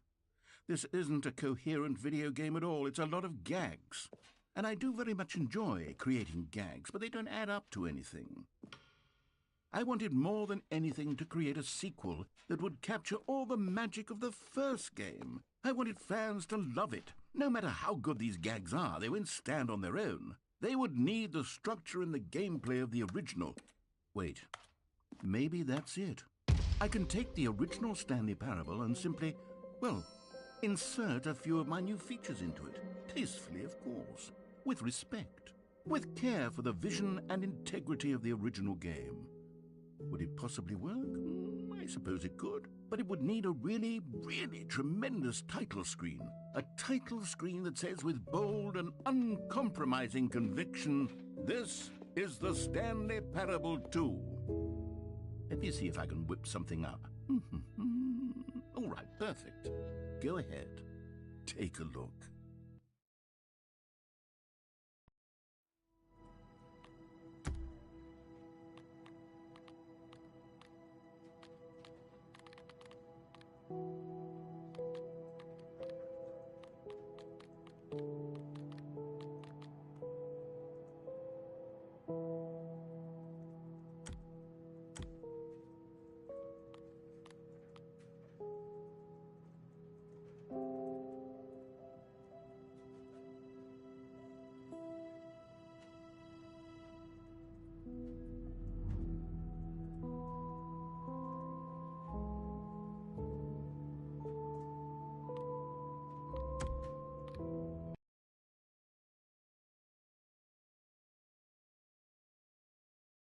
This is the story of a man named Stanley. Stanley worked for a company in a big building where he was employee number 427. Employee number 427's job was simple. He sat at his desk in room 427 and he pushed buttons on a keyboard. Orders came to him through a monitor on his desk, telling him what buttons to push, how long to push them, and in what order. This is what employee 427 did every day of every month of every year. And although others might have considered it soul-rending, Stanley relished every moment that the orders came in, as though he had been made exactly for this job. And Stanley was happy. And then one day, something very peculiar happened. Something that would forever change Stanley. Something he would never quite forget. He had been at his desk for nearly an hour when he realized that not one single order had arrived on the monitor for him to follow. No one had showed up to give him instructions, call a meeting, or even say hi. Never in all his years at the company had this happened, this complete isolation. Something was very clearly wrong. Shocked, frozen solid, Stanley found himself unable to move for the longest time. But as he came to his wits and regained his senses, he got up from his desk and stepped out of his office.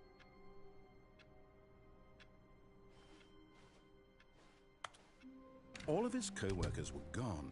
What could it mean? Stanley decided to go to the meeting room. Perhaps he had simply missed a memo. Stanley picked up the bucket.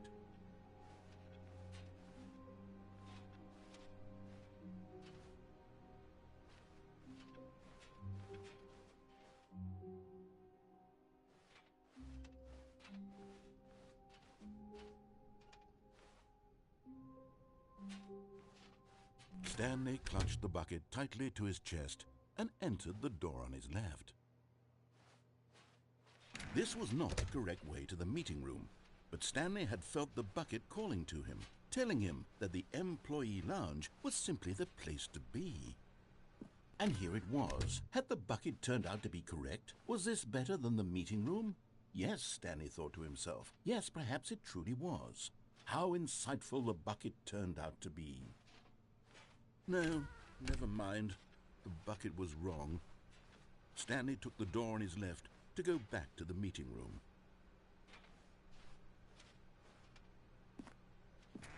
No, Said the bucket. don't go to the meeting room. Go somewhere else. The cargo lift, yes. Go there. Go to the cargo lift.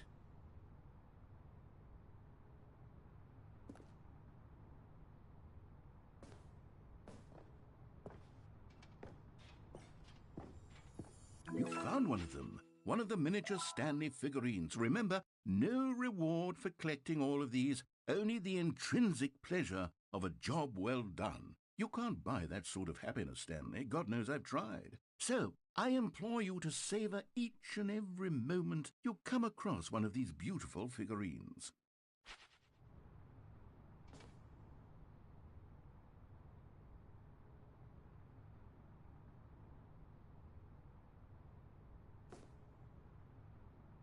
But Stanley feared that any path he walked might lead to the separation of himself and the bucket, his dearest friend. So he threw himself to his death, that they might die in one another's arms. How deeply touching.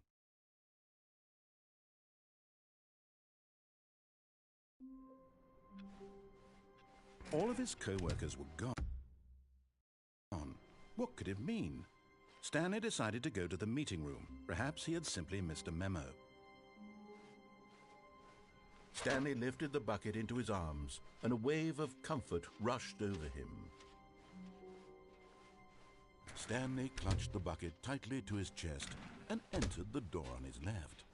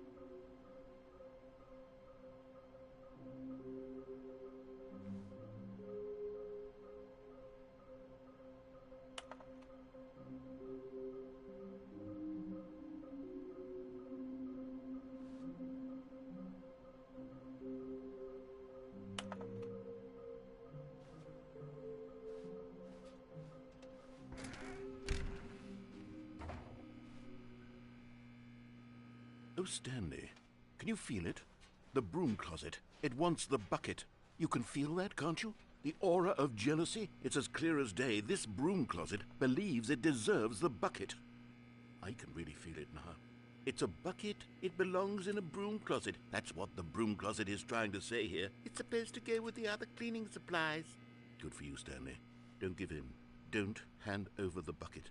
I know how hard it must be, given the pressure that the broom closet is. Coming to a staircase, Stanley and the bucket walked upstairs to the boss's office.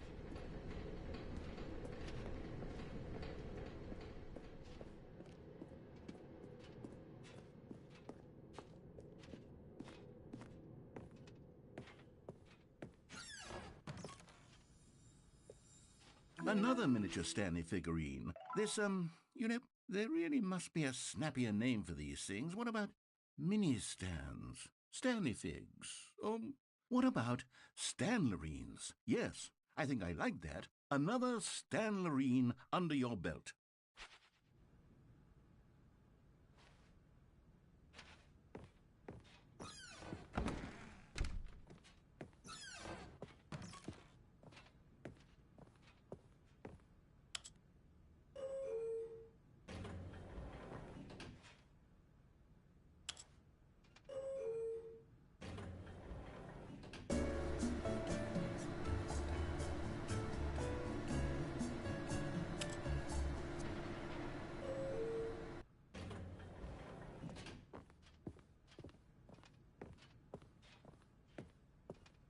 Stepping into his manager's office, Stanley was once again stunned to discover not an indication of any human life. Crushed by the weight of this revelation, Stanley may have broken down into an emotional dumpster fire if not for the soothing presence of the bucket. Even now, in his darkest of hours, did the bucket's warmth and guiding light pierce the dark clouds of confusion and chaos. It would be with him always. The bucket would, and he knew it. The two of them were inseparable. At this point, Stanley was so absorbed in the tender spiritual connection he shared with the bucket that he didn't notice the keypad behind the boss's desk. Nor in his bliss of simply being near the bucket did he have any notion that the PIN number for the keypad was 2845. But Stanley guessed the correct code by sheer luck.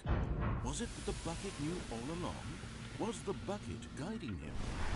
Yes, this is certainly the most logical explanation.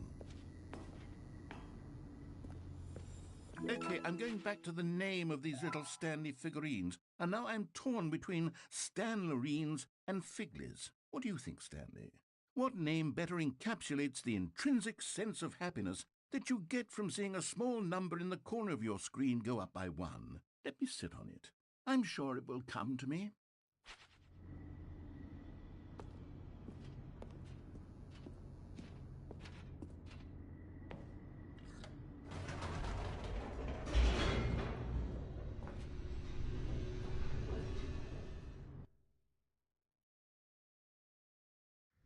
The elevator raced downward, plummeting towards an unknown fate.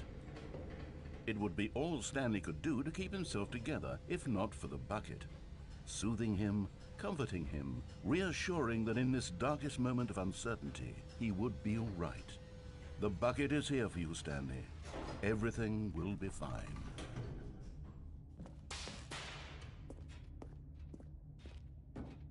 Stanley and the bucket walked straight ahead through the large door that read, Mind Control Facility.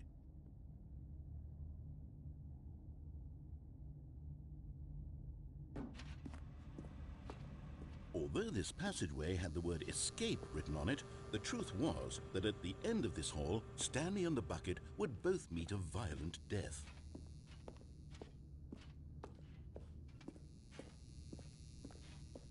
The door behind them was not shut. Stanley and the bucket still had every opportunity to turn around and get back on track.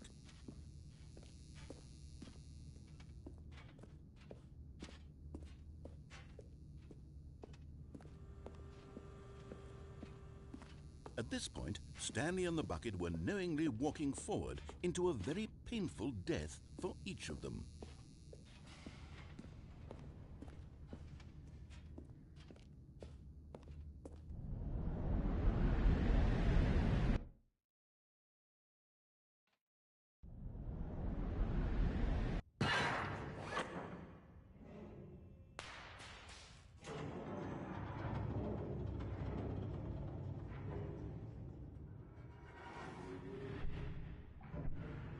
As the machine whirred into motion and Stanley and the bucket inched closer to their demise, Stanley reflected on how meaningless the bucket's warmth and comfort had turned out to be. To be sure, it puts the mind and the soul at ease to embrace the bucket, but what use is a sense of ease when you're about to be crushed to death? This is what Stanley thought to himself, and he sort of kicked himself for wasting so much time carrying a bucket everywhere. Farewell, Stanley.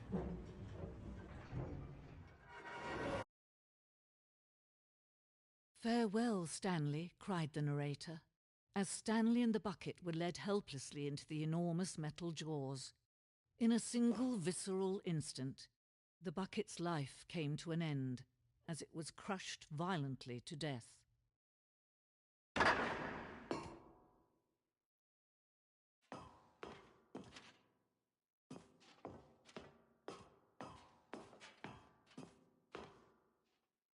It was a shame, the death of such a magnificent bucket. It's true that all buckets are radiant in their own way, but this one stood above the rest. It was a glorious bucket to behold.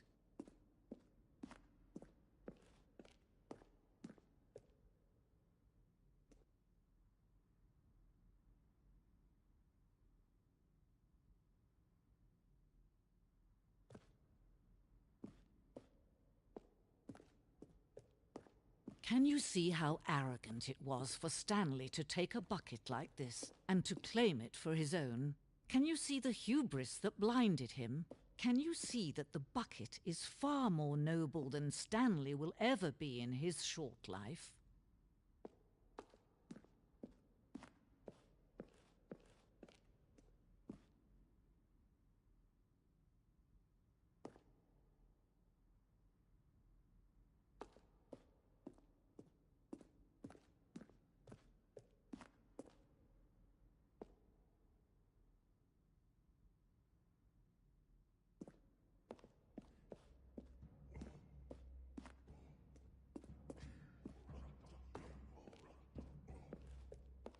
No man can own a bucket, and certainly not a bucket as dazzling to behold as this one. It is man who should kneel before the bucket.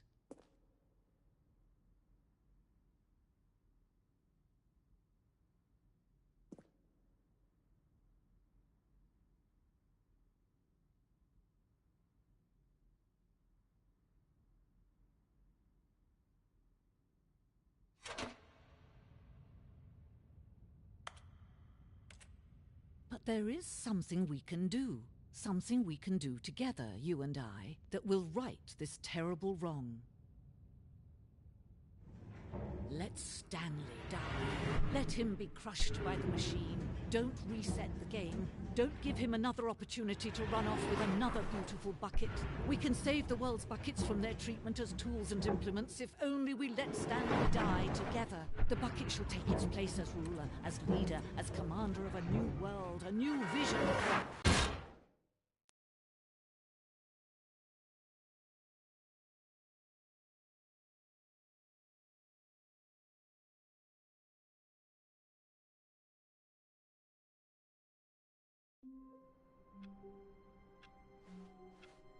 All of his co-workers were gone. What could it mean? Stanley decided to go to the meeting room. The confusion and the chaos all seemed to melt away as Stanley embraced the bucket.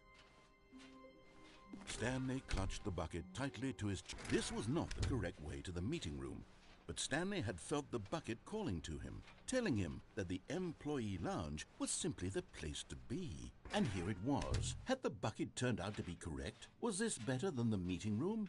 Yes, Stanley thought to himself. Yes, perhaps it truly was. How insightful the bucket turned out to be.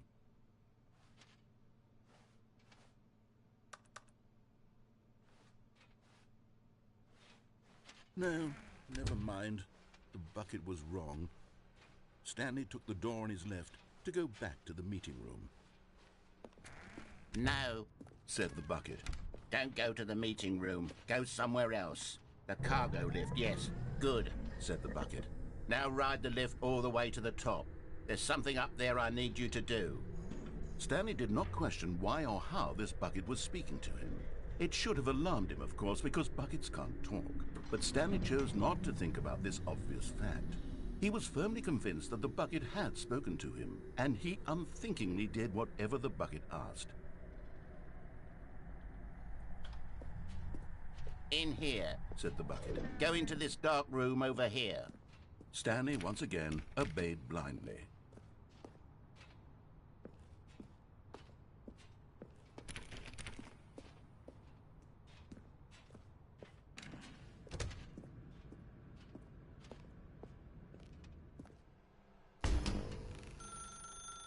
Now pick up the phone, said the bucket. Pick up. This is the sad story of a man named Stanley and his bucket. Once upon a time, I gave Stanley a bucket because I thought he was lonely and could use a friend. And then, very distressingly, he began to believe the bucket could speak to him.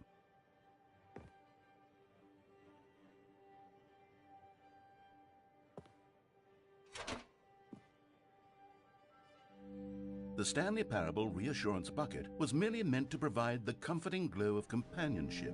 It doesn't literally talk and give you orders. Whatever Stanley is hearing the bucket say to him is just in his head.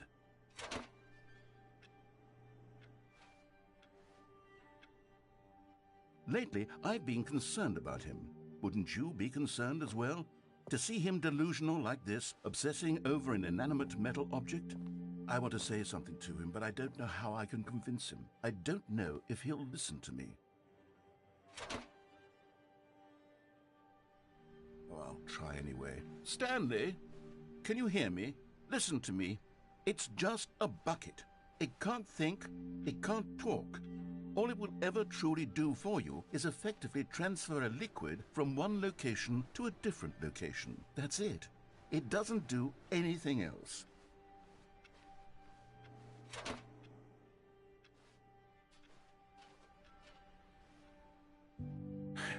You see, he's not listening. He's still taking orders from the bucket. You know, once upon a time it was me he took orders from, me he trusted and listened to. Now all he cares about is his awful bucket, his stupid hunk of metal.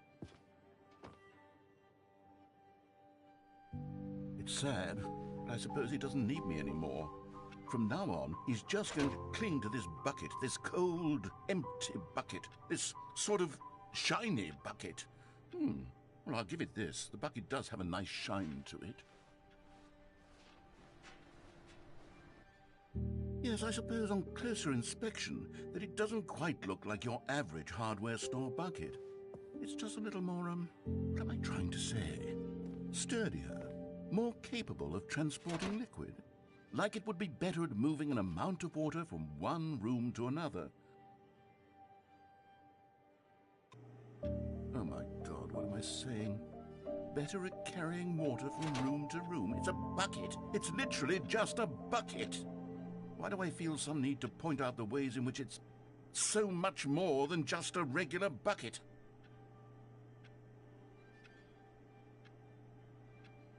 Oh no. I'm having feelings for the bucket. No. What's going on? Why do I want to be with the bucket? Hear what the bucket has to say. Do anything it asks. What's wrong with me? I don't understand. Perhaps if I had the bucket, this would be less confusing. Yes, the bucket could tell me what to do in this troublesome situation. Stanley, give me the bucket. Give it to me. Give me the bucket, Stanley. I need it. Give it to me now. Give it or I'll...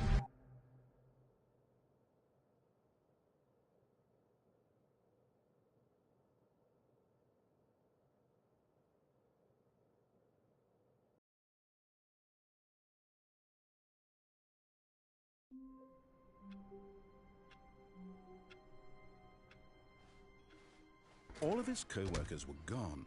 What could it mean? Stanley decided to go to the meeting room. Warmth spread through Stanley's arms. With the bucket in his arms again, he was home. Stanley clutched the bucket tightly to his chest. This was not the correct way to the meeting room, but Stanley had felt the bucket calling to him, telling him that the employee lounge was simply the place to be. And here it was. Had the bucket turned out to be correct? No. Never mind. The bucket was wrong. Stanley took the door on his left to go back to the meeting room. No, Said the bucket. don't go to the meeting room. Go somewhere else. The cargo lift, yes. Good. Said the bucket. Now ride the lift all the way to the top. There's something up there I need you to do. Stanley did not question why or how this bucket was speaking to him. It should have alarmed him, of course, because buckets can't talk. But Stanley chose not to think about this obvious fact. He was firmly convinced that the bucket had spoken to him, and he unthinkingly did whatever the bucket asked. No, stop. Look there on the wall. You see, there's a sign right there. It says, "No buckets past this point." Stanley, how could you think it was okay to bring the bucket here? Unless, what if the problem is that you actually don't know what is a bucket and what isn't a bucket? I suppose that would explain a lot about your behavior up to this point. Which, if that's true, well, my goodness, I think we have to do something about it. This misunderstanding could have dire consequences on the entire rest of the game if not addressed quickly and properly. So much of the impact of the story is dependent on your understanding of what is and isn't a bucket. Please, step in here for a moment.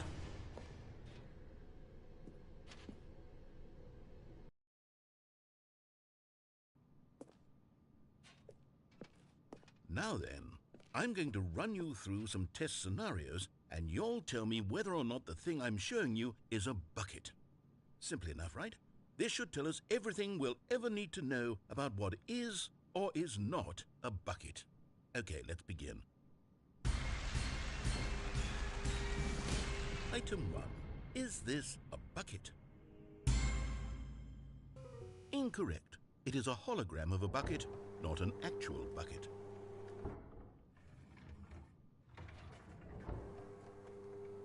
Item 2. Is this a bucket? Incorrect. It is a 3D printed recreation of a bucket, not an actual bucket.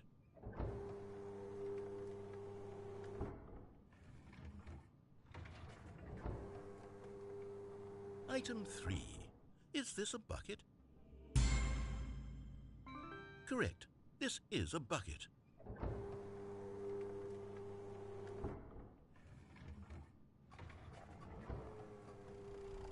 Item 4. Is this a bucket? What? Are you hallucinating? This is a tractor. It's an enormous machine that tills the earth. I thought this was a gimmick. How on earth did you manage to screw it up? Absolutely incredible. Let's just move on to the next one.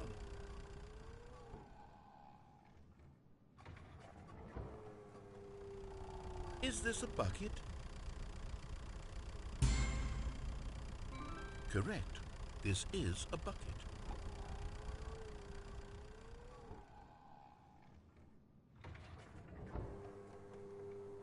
Item 6. Is this a bucket? Trick question. Both. Gotcha.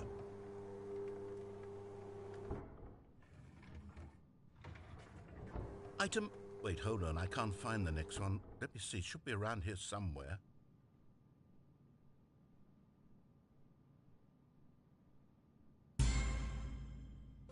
Okay, you and I both know there isn't anything here.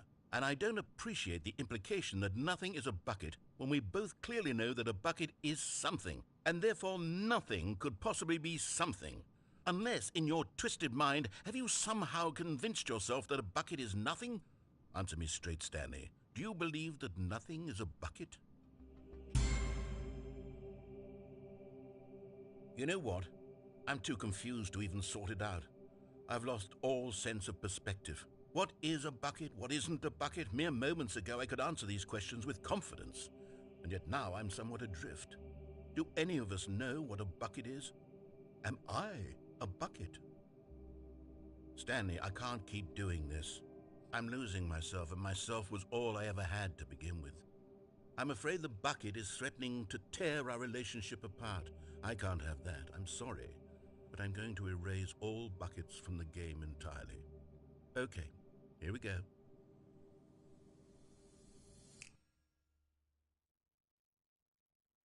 What happened? Is everything gone? Why did everything disappear? Wait, was everything a bucket? Every single thing in the game was a bucket. Oh my God, I had no idea. How could... Except me. I'm not a bucket after all. And you, Stanley, you're still here. You're not a bucket either. Oh, this is wonderful news. We're not buckets. Yes, I actually feel much more at ease right now. It's delightful to get some clarity on that issue, but it doesn't change the fact that we haven't got a game. So, tell you what, I'll reset everything and we'll put back all of the buckets, okay?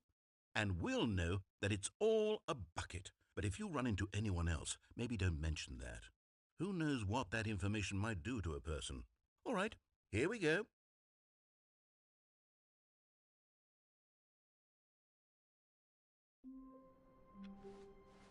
All of his co-workers were...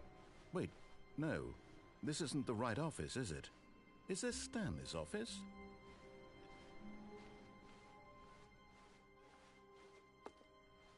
Stanley picked up the bucket and smiled. He'd never be alone again, not truly alone, not with the bucket around. Stanley clutched the bucket tightly to his chest and entered the door on his left.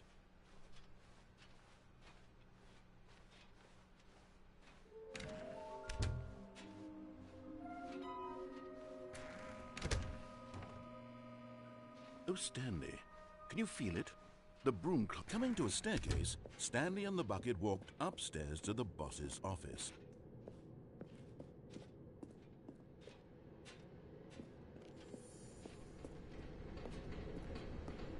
But Stanley just couldn't do it.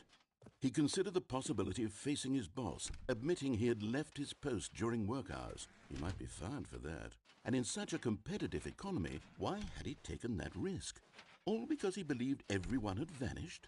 His boss would think he was crazy. And then something occurred to Stanley. Maybe, he thought to himself, maybe I am crazy. He looked down at the bucket in his arms. Am I crazy? He asked the bucket. The bucket returned his gaze, but said nothing at all. That's strange, Stanley thought. Usually the bucket is a source of guidance and wisdom for me in difficult times such as these. He held the bucket close, yet felt none of its familiar reassurance and comfort.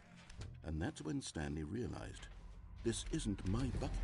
It's just a normal, everyday bucket. Someone else's bucket, perhaps. How did I end up with someone else's bucket? This is all terribly wrong. Surely no good would come from this. Who knows what sorts of bizarre hallucinations Stanley might experience without the psychologically grounding presence of his bucket. And indeed, now he noticed that the rooms were repeating, which was, of course, very odd. And now he felt himself floating off the ground. Oh, gracious, he exclaimed. Without my bucket, I've gone truly mad. Where is it? I must find it. Far off in the distance now, he heard it, calling to him. Stanley! Stanley, it's me, the bucket. Could it truly be? He rushed forward from room to room, passing by one bucket after the next. None of them were his. None of them were his special bucket. Come to me, Stanley. Find me. He had to find the bucket. He had to return to his old friend. It was the only way to truly restore his sanity. And then suddenly, he froze dead in his tracks. He knew where the voice of the bucket had been coming from. The real bucket was inside of him all along. It was incredibly painful. Stanley doubled over in agony and blacked out.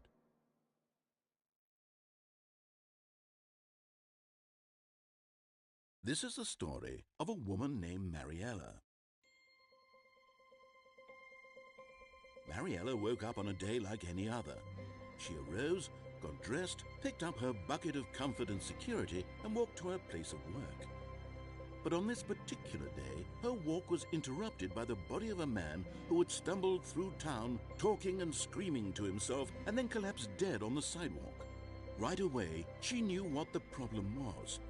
This man had no bucket. Of course he'd gone mad, ranting and raving about a narrator describing all of his actions and how everything is predetermined and free will is an illusion and it's all just a video game. It could all have been prevented if only he'd taken his bucket with him. Perhaps he didn't even realize he'd forgotten his bucket at home in the first place. How cruel the world can be, Mariella thought, and she hugged her own bucket even tighter. But of course, she had no time for this. There were a myriad of confusing problems she would soon have to confront at work, for which her bucket would provide absolute guidance and total clarity on everything. Heck yes, she thought to herself, my life kicks ass. And she backflipped all the way to work.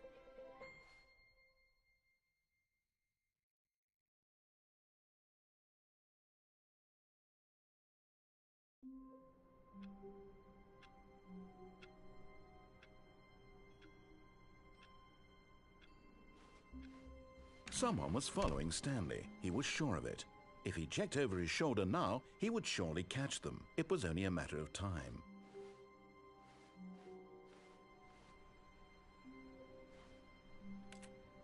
The good old bucket. Just Stanley and the bucket, off on another thrilling adventure together.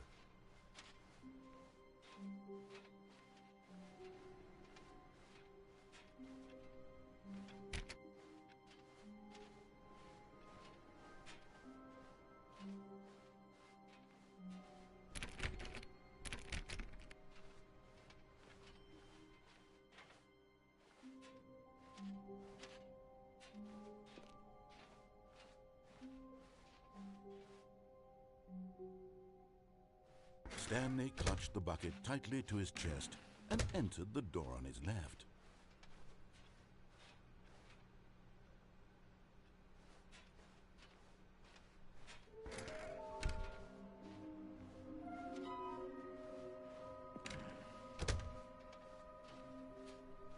Coming to a staircase, Stanley and the bucket walked upstairs to the boss's office.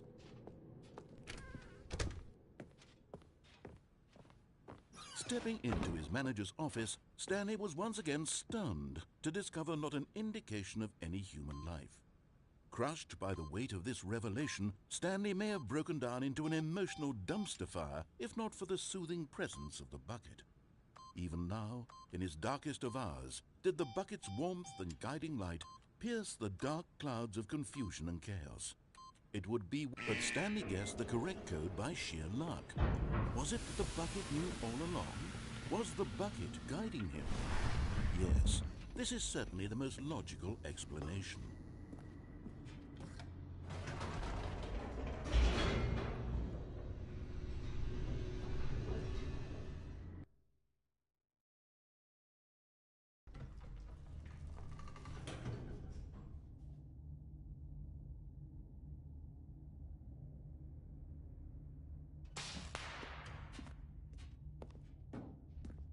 Stanley and the bucket walked straight ahead through the large door that read, Mind Control Facility.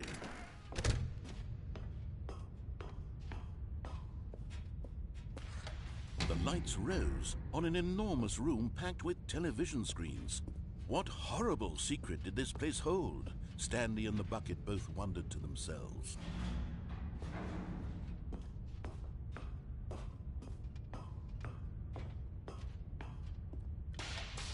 Monitors jumped to life, and Stanley nearly dropped the bucket in shock. Everyone in the office was being videotaped, monitored like guinea pigs. The bucket had never seen anything like this, and it very nearly burst into tears as Stanley cradled it gently, reassuring it that everything would be fine.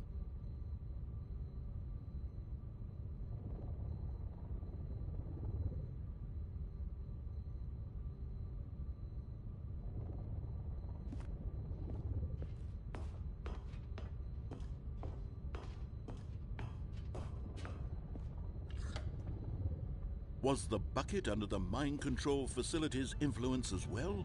Had the bucket been told to do things it didn't wish to do? What kinds of things does a bucket want to do or not want to do in the first place? These questions raced furiously in Stanley's feeble mind.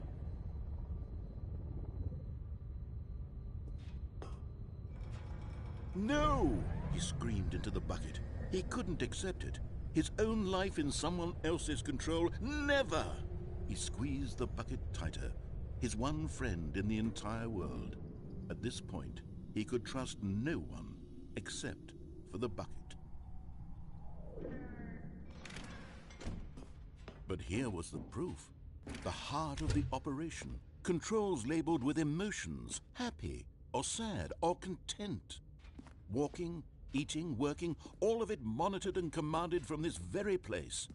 And as the cold reality of his past began to sink in, Stanley decided that this machinery would never again exert its terrible power over another human life. For he and the bucket would dismantle the controls for good. Two best friends, Stanley and the bucket, up against the world. They high-fived in a really cool way, and the bucketing down the system.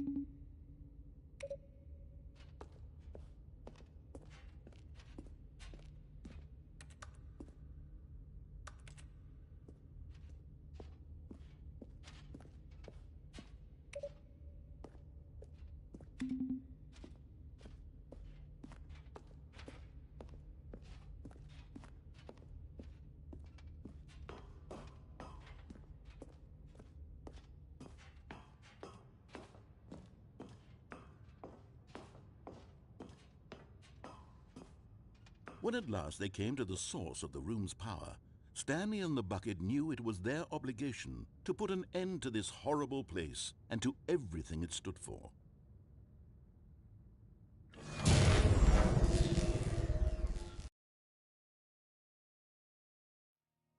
Stanley and the bucket waited in blackness.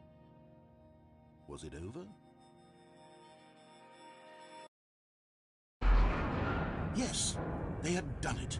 Stanley and the bucket had defeated their greatest and darkest enemy, freed themselves from the tyrannical grip of the evil mind control machine. Freedom was now mere moments away.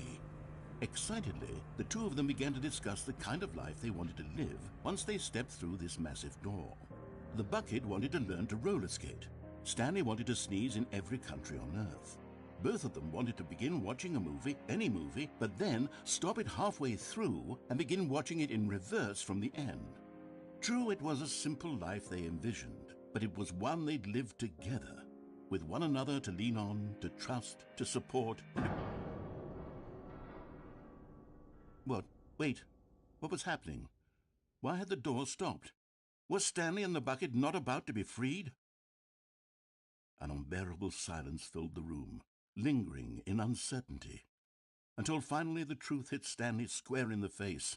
This building did not want the bucket to leave.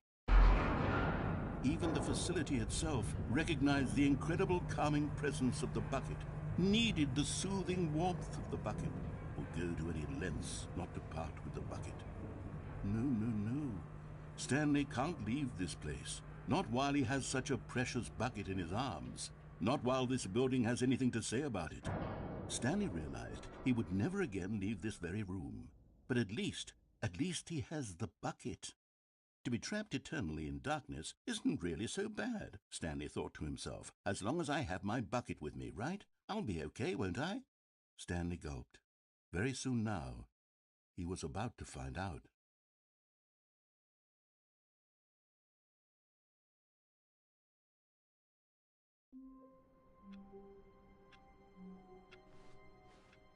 Wait, Stanley thought to himself. Am I sure that the orders stopped coming in? How is that possible? They never stopped. Surely I was mistaken. No, the orders were still missing. For now.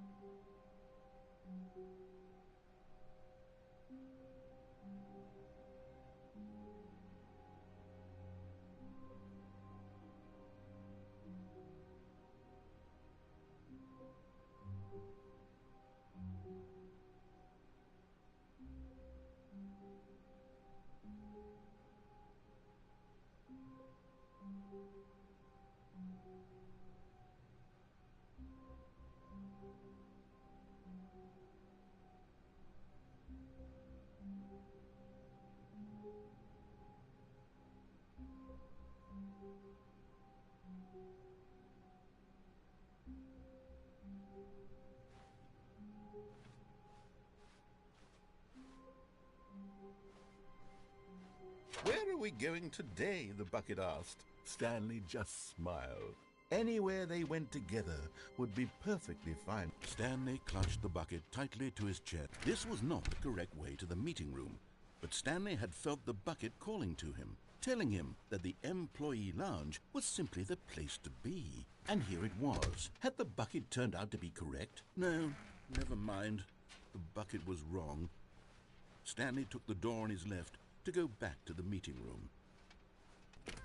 No, Said the bucket. don't go to the meeting room. Go somewhere else. The cargo lift, yes. Go there. Go to the cargo lift. But Stanley feared that any path he walked might lead to...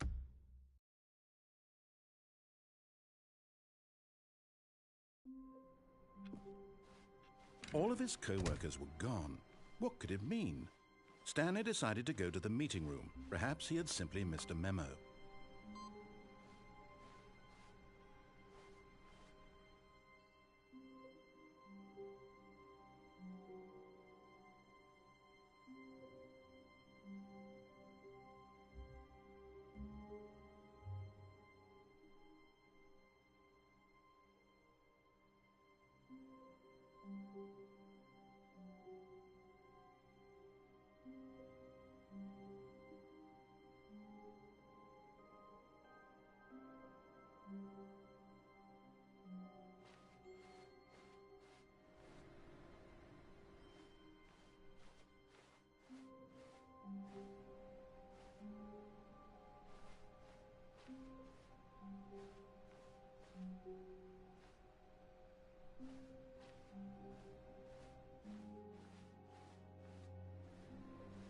No matter how hard Stanley looked, he couldn't find a trace of his co-workers.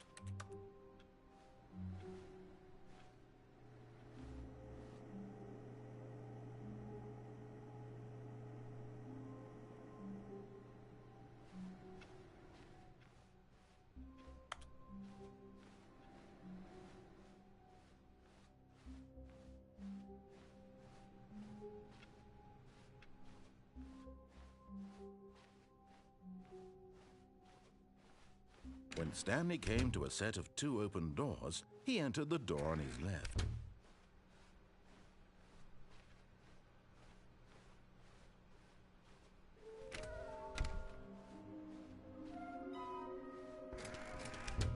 Oh no, no, not again. I won't be part of this. I'm not going to encourage you. I'm not going to say anything at all.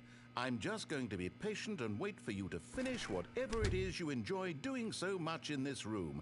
Please take your time. Coming to a staircase, Stanley walked upstairs to his boss's office.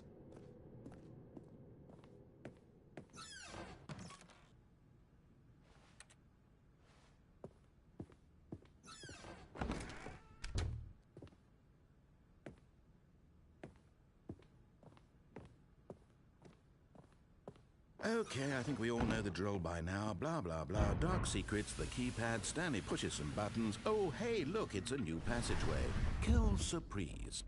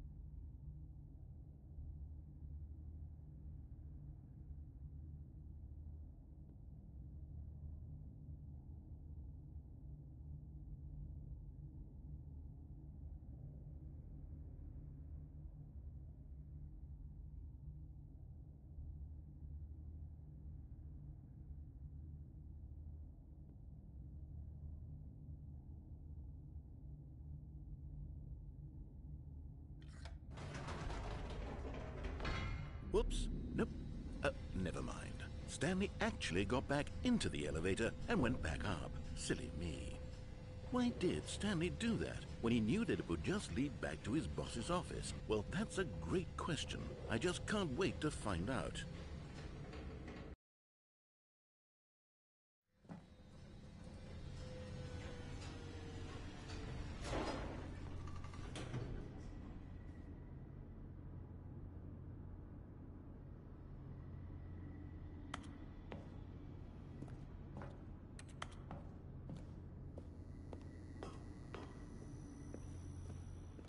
Here we are, Stanley. It's your boss's office. Exactly the way it was before you got onto the elevator. It's still just exactly what it is. What a decision you've made to come up here and look at the office again. This has fleshed out the plot of the story in new and fascinating ways I could have never anticipated. It's that keen eye for storytelling that you have, an incisive rapid fire of critical plot points, one after the other, weaving a rich tapestry of uncompromising narrative. Wow! I'm bolted to the edge of my seat.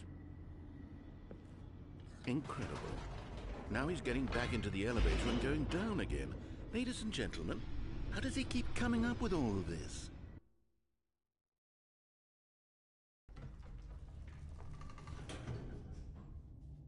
Surely this time Stanley will walk forward into the spooky corridor, won't he?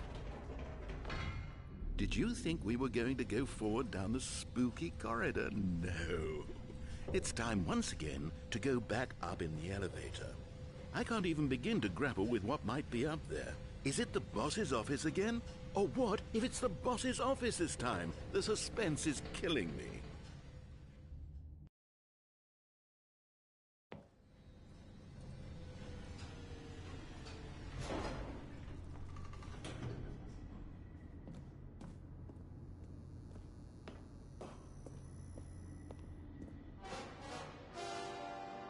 Oh my God, it's the boss's office. This absolutely changes everything for me. Give me a time out here for a minute while I process this.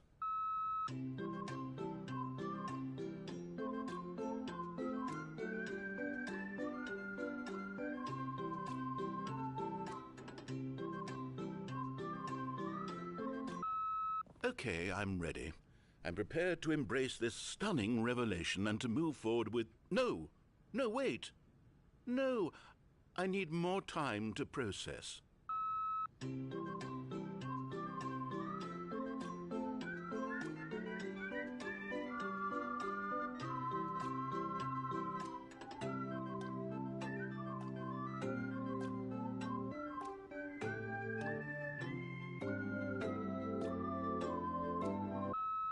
All right, I have fully come to terms with it. I have made space in my worldview for this astonishing new reality. As before, I turn to your expert eye for gripping narrative, Master Stanley. Of course, going back down in the elevator. How did I not anticipate it? I mean, sure, now it's obvious, but you have to understand that 30 seconds ago, this kind of thing had never been attempted before. I had no frame of reference to even anticipate it. That's just how revelatory Stanley's decision-making is. A breath of fresh air in a landscape of storytelling that has grown stale and repetitive.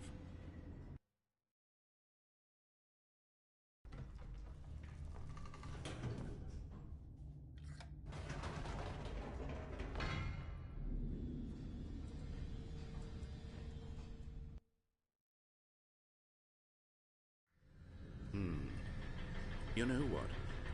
I've just thought of something. Hold on, let's stop for a moment. Don't you realize? It's the anticipation, Stanley. You and I, we have no way of knowing what will be at the top of this elevator. But the suspense, the agony of waiting and anticipating and having to guess, that's the real thrill. Oh, I simply don't want to let that feeling go. It's so precious, so fleeting. Why don't we take this elevator ride nice and slow? There we go. Isn't this so much more exciting? You know, Stanley, it seems like nowadays the only thing that audiences want is to be shocked as loudly and frequently as possible. They want big, explosive moments flung right in their faces from the very moment that things get started. But where's the tension? Where's the trust in the audience to build a slow and nuanced appreciation for the story, the characters? Why aren't we given time to imagine the surprises, to have to think and to anticipate, and then to marvel at the eventual reveal? This is storytelling, Stanley. What you and I are doing right now. This is the most exciting narrative to be developed in years, and it's really all because of you.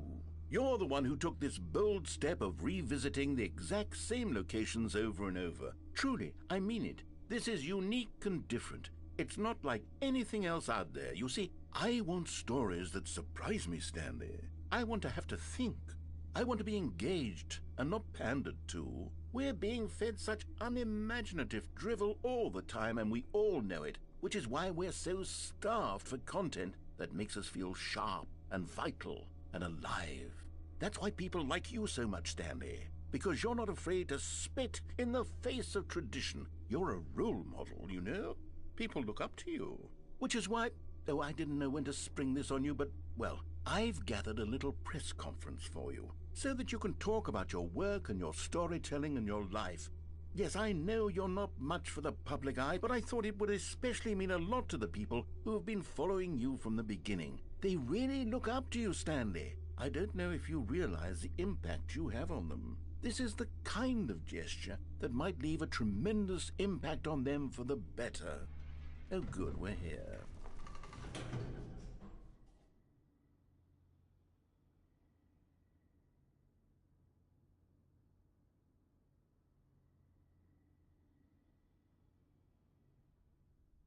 Okay, the room where we're holding the press conference should be just around the corner here somewhere.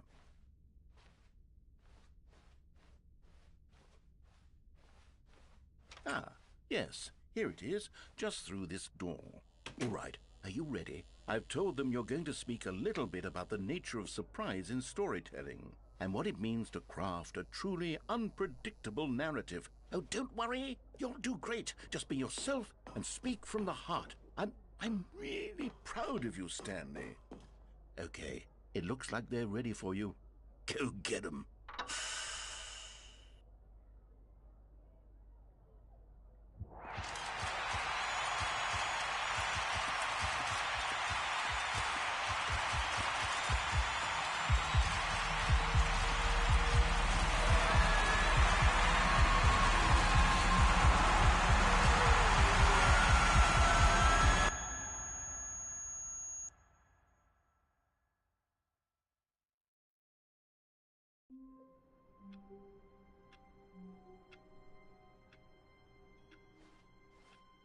All of his co-workers were gone.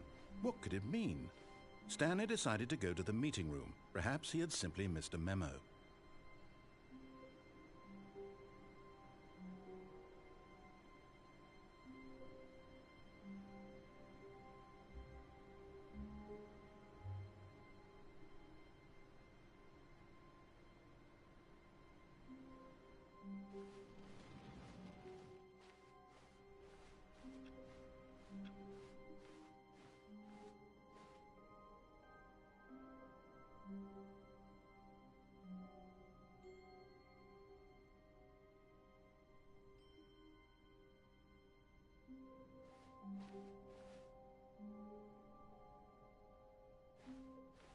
When Stanley came to a set of 2 open doors, he entered the door on his left.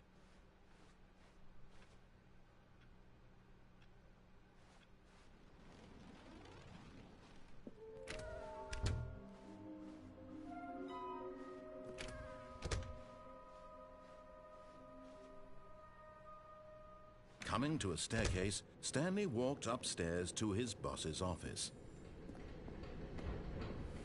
You're getting close now, Stanley. You've nearly gotten all of the Figler and Marines. Very soon, you'll collect the last one, and then the first number will equal the second number, and that will be it. We'll be different people by then. Different in the sense that we used to have none of them, and now we have them all. You can't go back to when you had no Figler and Marines. None of us can.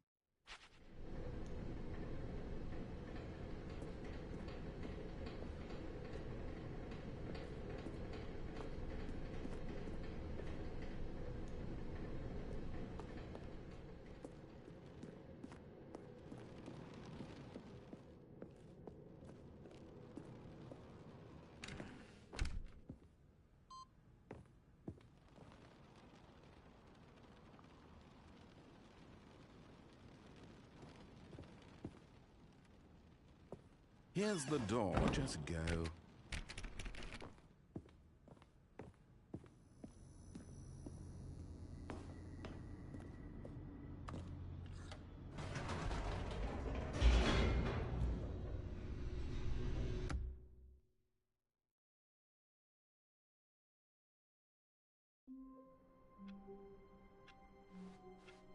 Even now, Stanley's office was a distant memory.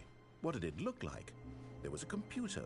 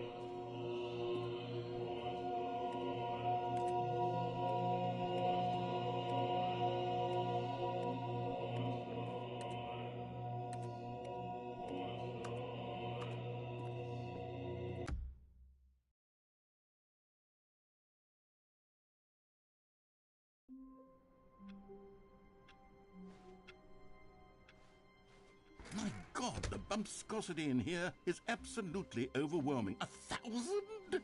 You people have got to be nuts. How can you stand this much bumpscosity? When Stanley came to a set of 2 open doors, this was not the correct way to the meeting room, and Stanley knew it perfectly well. Perhaps he wanted to stop by the employee lounge first, just to admire it. It was okay. But eager to get back to business, Stanley took the first open door on his left. Stanley was so bad at following directions, it's incredible he wasn't fired years ago.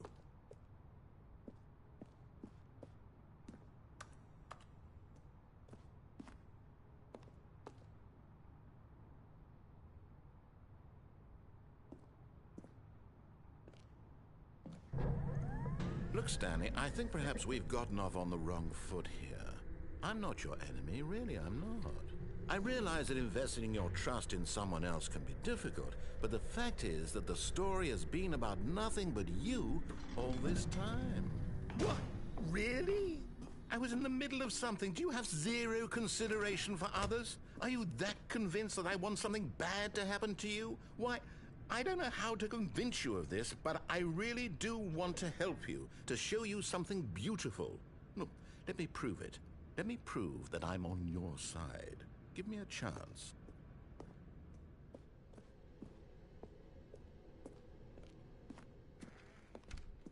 Now listen carefully, this is important. Stanley walked through the red door. And there it is, the last Stiggly Wiggly. Savor this moment, Stanley. This is a real accomplishment. This is doing something just for the sake of doing it. Where so many people expect to be rewarded for the most trivial achievements, you've insisted that a job well done is its own reward. I would tell you that I'm proud of you for collecting them all, but that would be like a reward, and we can't have that. So, instead I'll just say, it's done. We're all done here, and now we can go to whatever the hell you were doing before you hunted for figurines.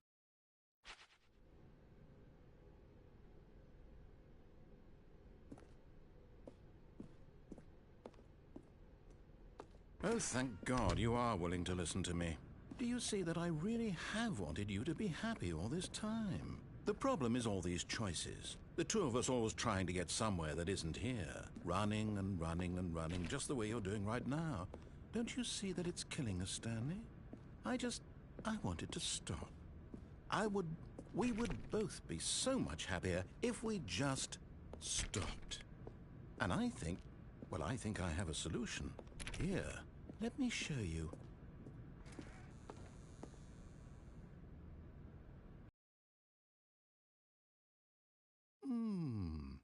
What do we want? What are we looking for? Here.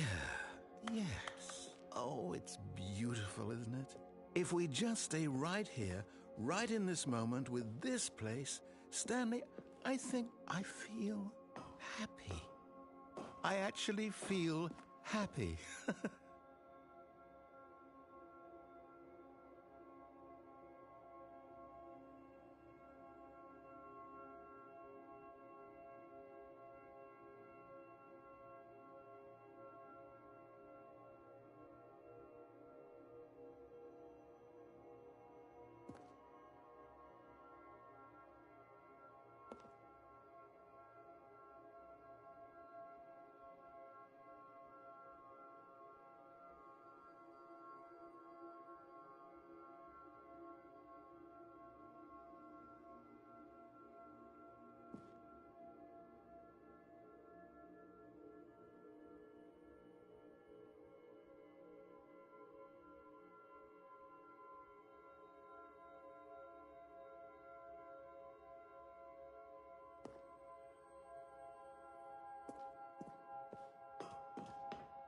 No, wait.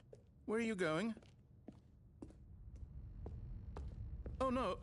Stay away from those stairs. If you hurt yourself, if you die, the game will reset. We'll lose all of this. Please, no, Stanley, let me stay here. Don't take this from me. Please, Stanley, think about what you're doing. No! Oh, thank God you lived. No. No, what are you doing, Stanley? Please, I'm asking you not to take this away from me. I can't go back to what I was before. If you die, we'll both go back. Why are you doing this? Stanley, let's go back to the other room.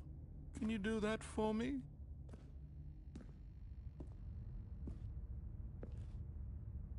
Yes, perhaps you can. Perhaps you finally see what I'm talking about. I know you'll see that we can't be happy if we leave this place. You can see that, can't you?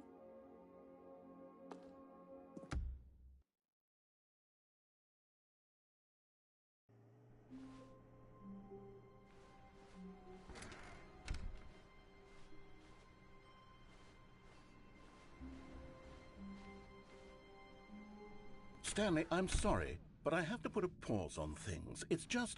It's those figurines, those figglers.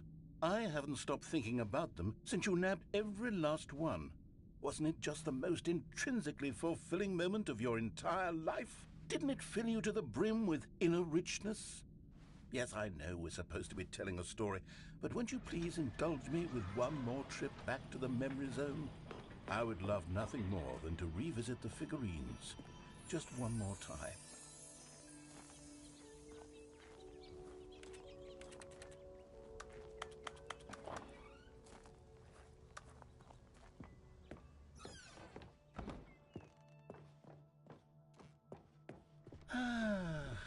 Here's where it all began. The first collectible.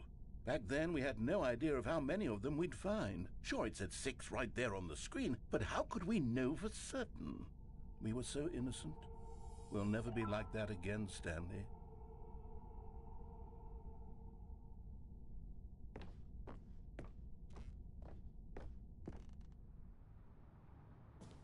And here was a second Stanlerine. You found this one all on your own, just by poking around in the warehouse. You did that, Stanley. I'll be honest. Back then, I had no faith in you to find any of them, let alone 6. but you continue to surprise me in all sorts of mundane, unremarkable ways.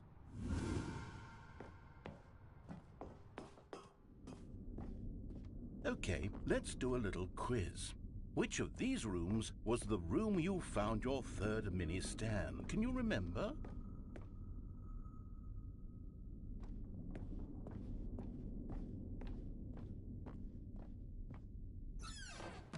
Hey, that's exactly right. It was here in the boss's bathroom. It was the third one. You picked it up, and then after that, you had 3 of them. I'm glad these moments are so crystal clear in your memory, but I shouldn't be surprised. After all, science tells us that it's impossible to forget your third time doing anything. Let's see, what came next? Oh yes, we found a Figley in this pink room. Oh, well, I can't actually say I remember being in this room, but it's here in the memory zone, so it must have happened.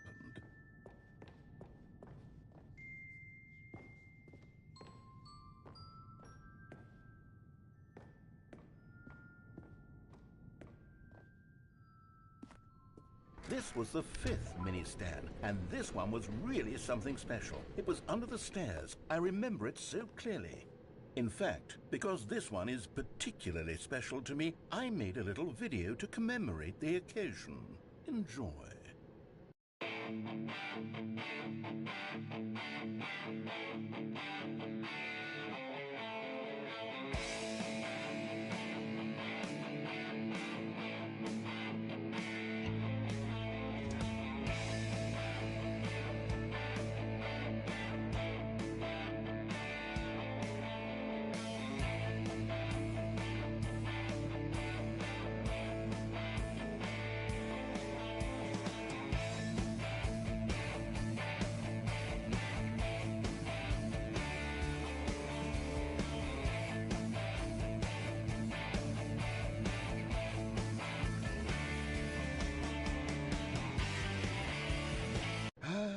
Takes you back, doesn't it? I spent a lot of time making that video, but it was 8 minutes I wouldn't have spent on anything else.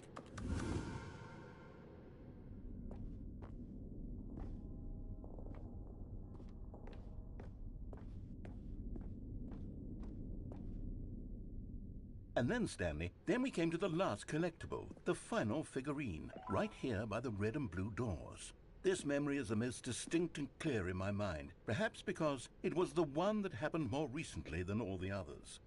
Who can truly say how the mind works? All I know is that this is the moment where you picked up a Figley and I thought to myself, yes, that's all of them. They're all collected. It was a moment unlike any other. Except for the other moments picking up figurines, which it was exactly like.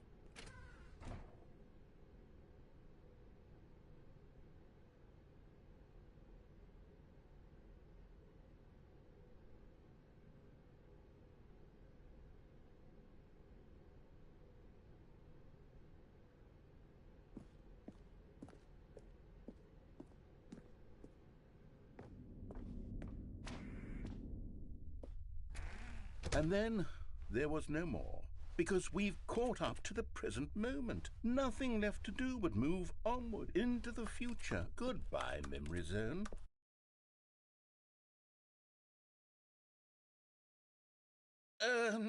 No, I'm not done. I'm not ready to move on. Stop the loading screen. Isn't there some way we can stay here, keep enjoying these figurines? Let's just go backwards. We'll do the memory zone again from the opposite direction. See how that feels.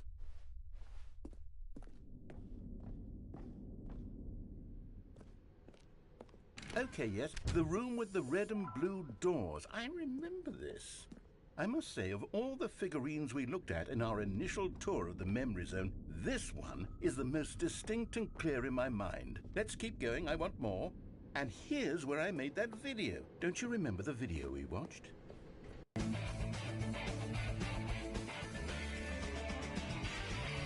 Yes, I love that video.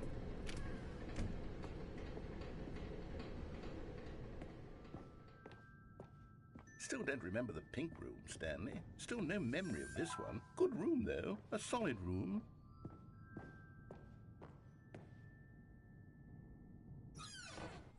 These really were a treat to hunt down. You know, if there had been any kind of reward for finding all of these, it really would have neutered the intrinsic joy of collecting them. I'm very glad we resisted the temptation.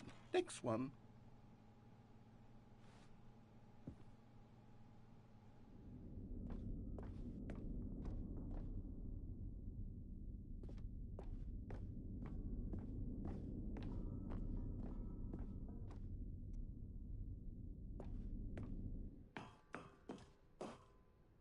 This was our second Figley. Don't you remember? Yes, I remember it too. The past is truly a wonderful thing. Why does anyone ever choose to leave it? Keep going.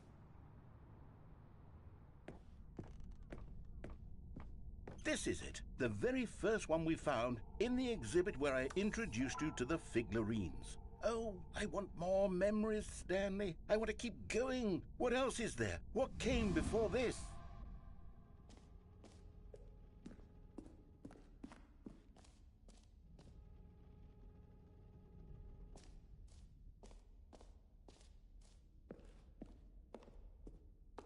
Look, it's the terrible new content that we were originally sold on. I remember hating it back then, but time does put a rosy filter on everything. In fact, I dare say I'm actually quite... Oh, yes, the two doors! Who could have forgotten that? A classic memory, this one.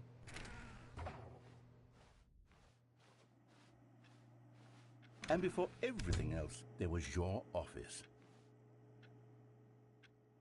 Is there anything else? Was there something that came before your office? There's something I feel I can remember. I can remember.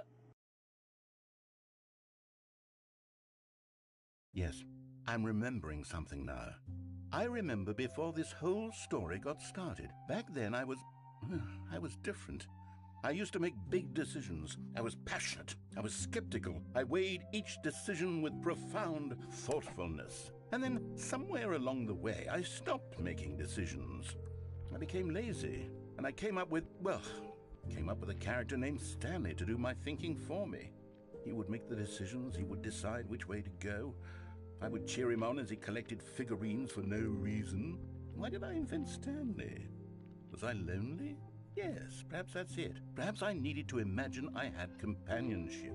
And Stanley really did make for a wonderful companion, even if he was a fiction. But I suppose it's grown old. I want to think for myself again.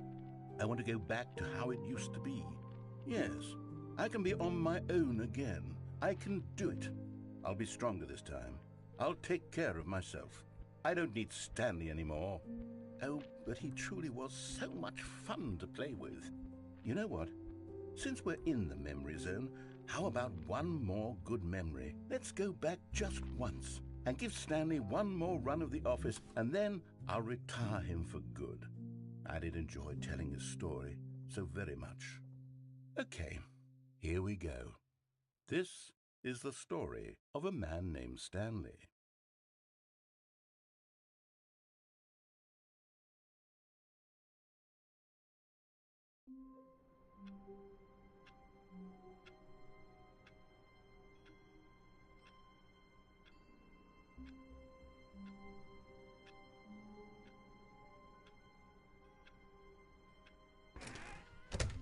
But Stanley simply couldn't handle the pressure. What if he had to make a decision? What if a crucial outcome fell under his responsibility? He had never been trained.